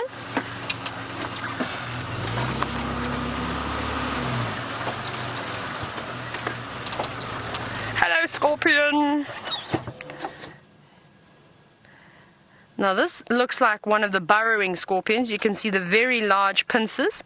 And I did say to you that the burrowing scorpions are starting to come out now. And they're quite aggressive. Now if I were to go up to that scorpion, I'm not going to agitate it. It would almost rattle and hiss at me. And obviously stick its tail up and try and sting me. I don't know why they've got such a complex about themselves, because the most venomous of scorpions are actually very relaxed. You can quite easily pick them up and handle them. Oh, where are you? There you are. But he's out and about now looking for something to eat. Possibly some millipedes. Let's see what he does. You're going to see lots and lots of them around. We're seeing them at camp. So you've gone from everybody wearing open sandals to now wearing closed shoes, because you wouldn't want to be zapped by one of those. Not because you'd have to go to hospital, just because it would be really, really painful. You just stop for a moment. What have you spotted? Well, that's something I'd really like to see. I'd like to see a scorpion taking on a millipede or some form of prey. I think that'd be quite amazing. I've never been lucky enough to see anything along those lines. A scorpion kill. This is quite big as well. It's probably probably almost about the length of my hand, maybe just shy of the length of my hand. So say if you just took halfway on your palm and then went right up to the top of your index finger, that's how long it is. So it's not a small one. Not like the olive bark scorpions that we see, or even the Ostepicanthes asper. They're slightly smaller than this.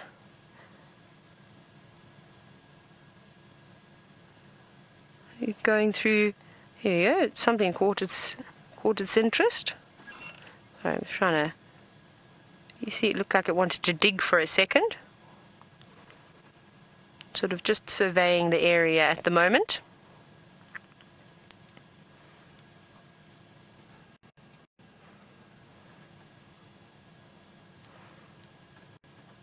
And they'll be feeling for vibrations on the little hairs that they have on their bodies. Now looking at its tail, it doesn't have a thin tail. It's got quite a thick tail sort of to its body ratio. Now David from Napa, you were wondering if that sting could penetrate a shoe. Luckily, no, it can't. If you're wearing a sandal though and you've got any exposed skin, well then you're going to be in trouble. And if you're barefoot, oh, there, it got a bit defensive. Something gave it a fright. Yeah, quickly that scorpion could move as well. So no, you'd be alright if you were wearing shoes. But if you were to put your foot in your shoe while there was a scorpion in there, well, then that'd probably sting you.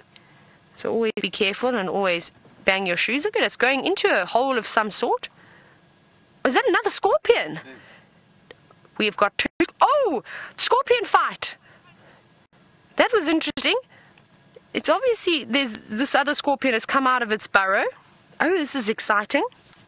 Let's see what's going to happen. They're being quite aggressive towards each other. Oh no, it's retreating.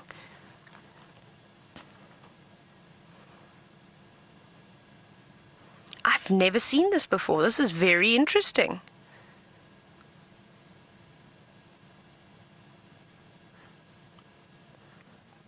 Oh no, I think we need to reposition. What do you think, Brian? Let's quickly get around before we miss any more action. We're just going to just change our position slightly. Seems as though they've gone into a burrow there. How exciting was that? And that's what happens when you just sit and watch something like this. You never know what's going to happen. Maybe they've gone though. Can you get that? Is that too close? No, is that fine? They're in here somewhere. Now we just have to wait and see. I don't know exactly which burrow they went into, but you can see there's a sort of a series of holes going there and then going further up towards the tree. You can see there's a nice big hole, and that would be a fantastic spot for a scorpion to live. There they are. They go back down to that hole. There we go. There's one of the pincers. Sorry, this spotlight is very hot.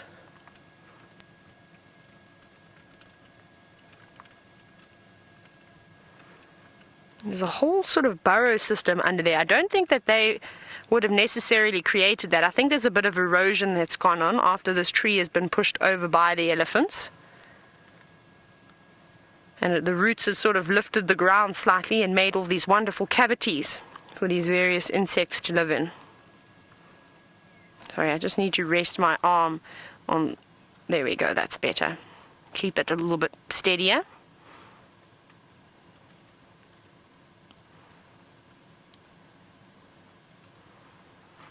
I wonder what's going to happen now. This is very interesting, of course.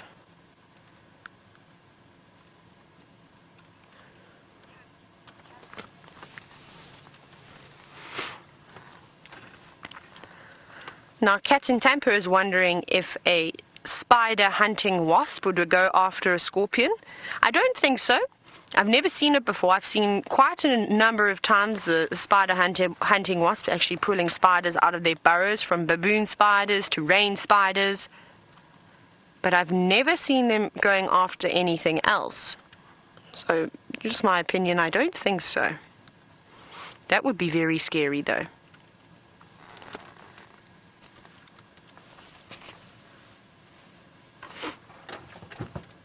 Now, Scorpion, are you going to come out?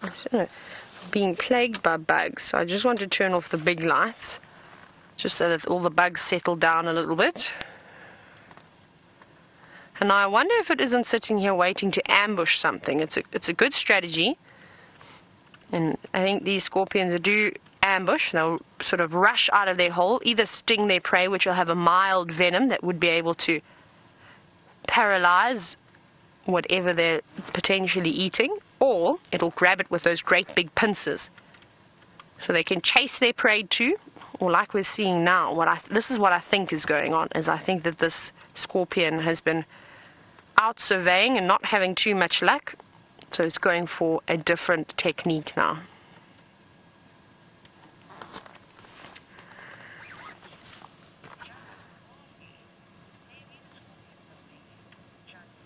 Now, Jen Marvey, you've commented and said that possibly these scorpions are mating.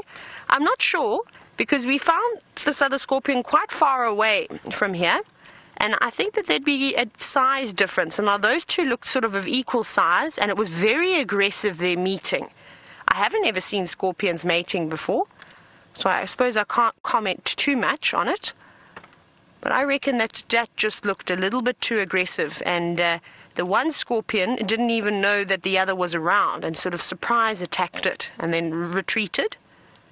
And then I think it sort of bit off a little bit more than it could chew and then ran away. But maybe, there's always a possibility. Like we said, we saw that interesting behavior between the crested francolins.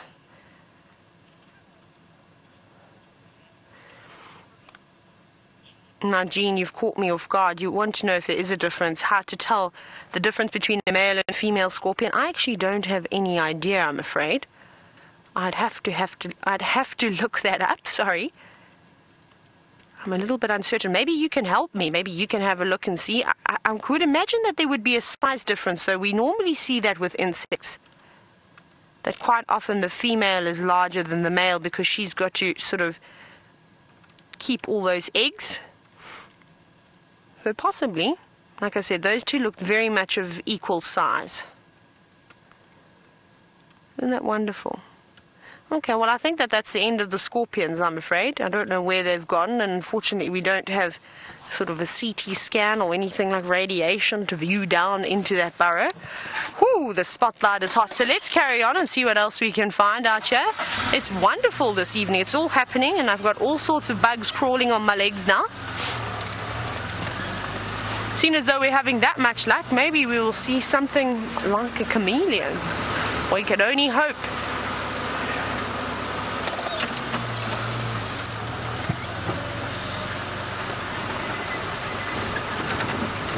And while we were sitting there, I was also listening out to see if we could perhaps hear the lions, but I didn't hear them again.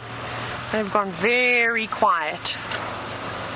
Oh, it's very hot all of a sudden, very humid.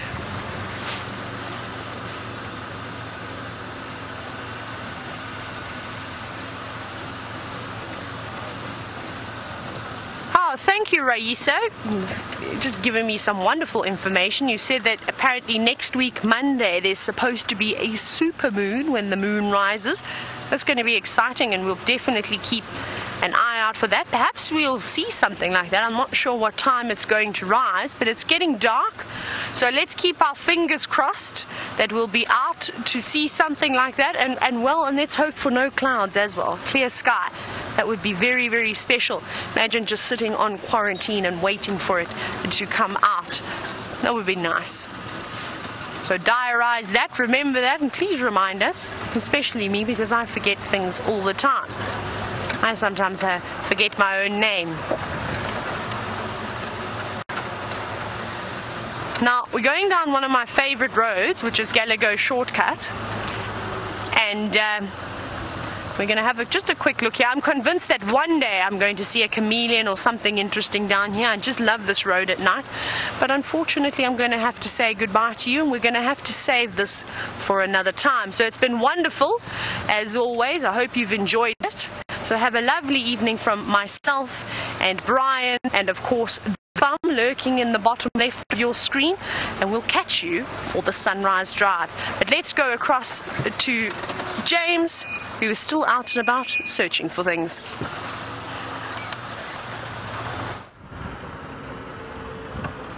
Well, of course I'm out and about. We're not finished the drive yet, are we, David? No, we're not.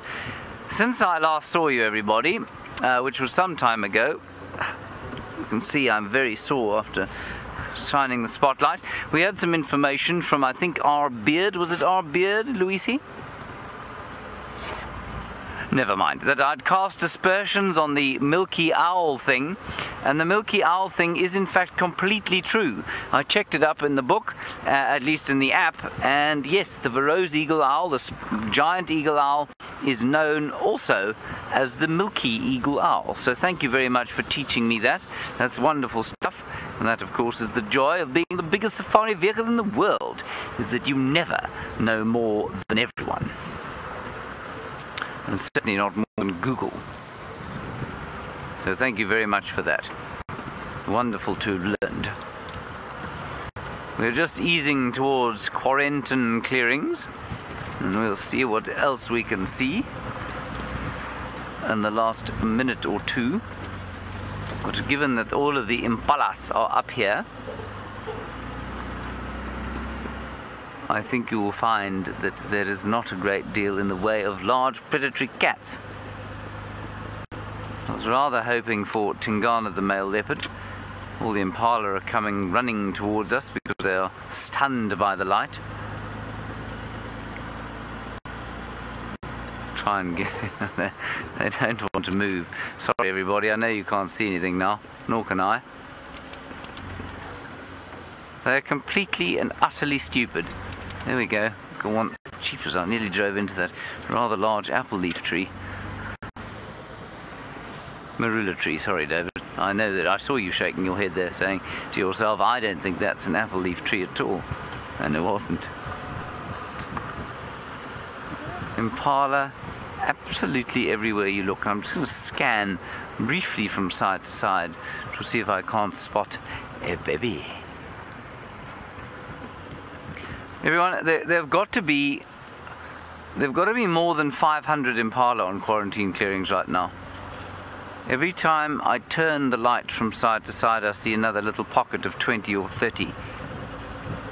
They're a waterbuck, and I know we can't shine on them, but I'm just quickly scanning. A waterbuck, they're a zebra. We'll just quietly go through here. It's amazing. All of them using each other's eyes, ears and noses to hear or smell or see the predators coming across. Hello, Talisker buck. Sorry about that, I didn't mean to hit that log that gave you a big fright. There we are. I think we're clear of them now.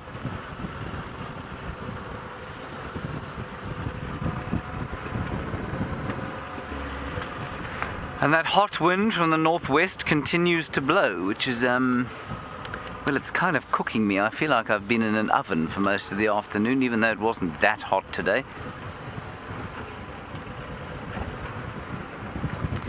That is the house of the landowner, Yuri Mulman, and his wife, Pippa. That is where they holiday from their home in Hoedspruit. Now we're nearly home. And so it comes once again to the time of the night when we must bid you a fond and very fantastic farewell. Thank you, David. Well done. Good. So big thank you to David for his efforts today. Thank you, David. And thank you to Taylor and Brian on the other vehicle. I'm not sure what the thumb was, but I'm sure it was spectacular. To Pavid and Max Smith in the final control also, and to all of you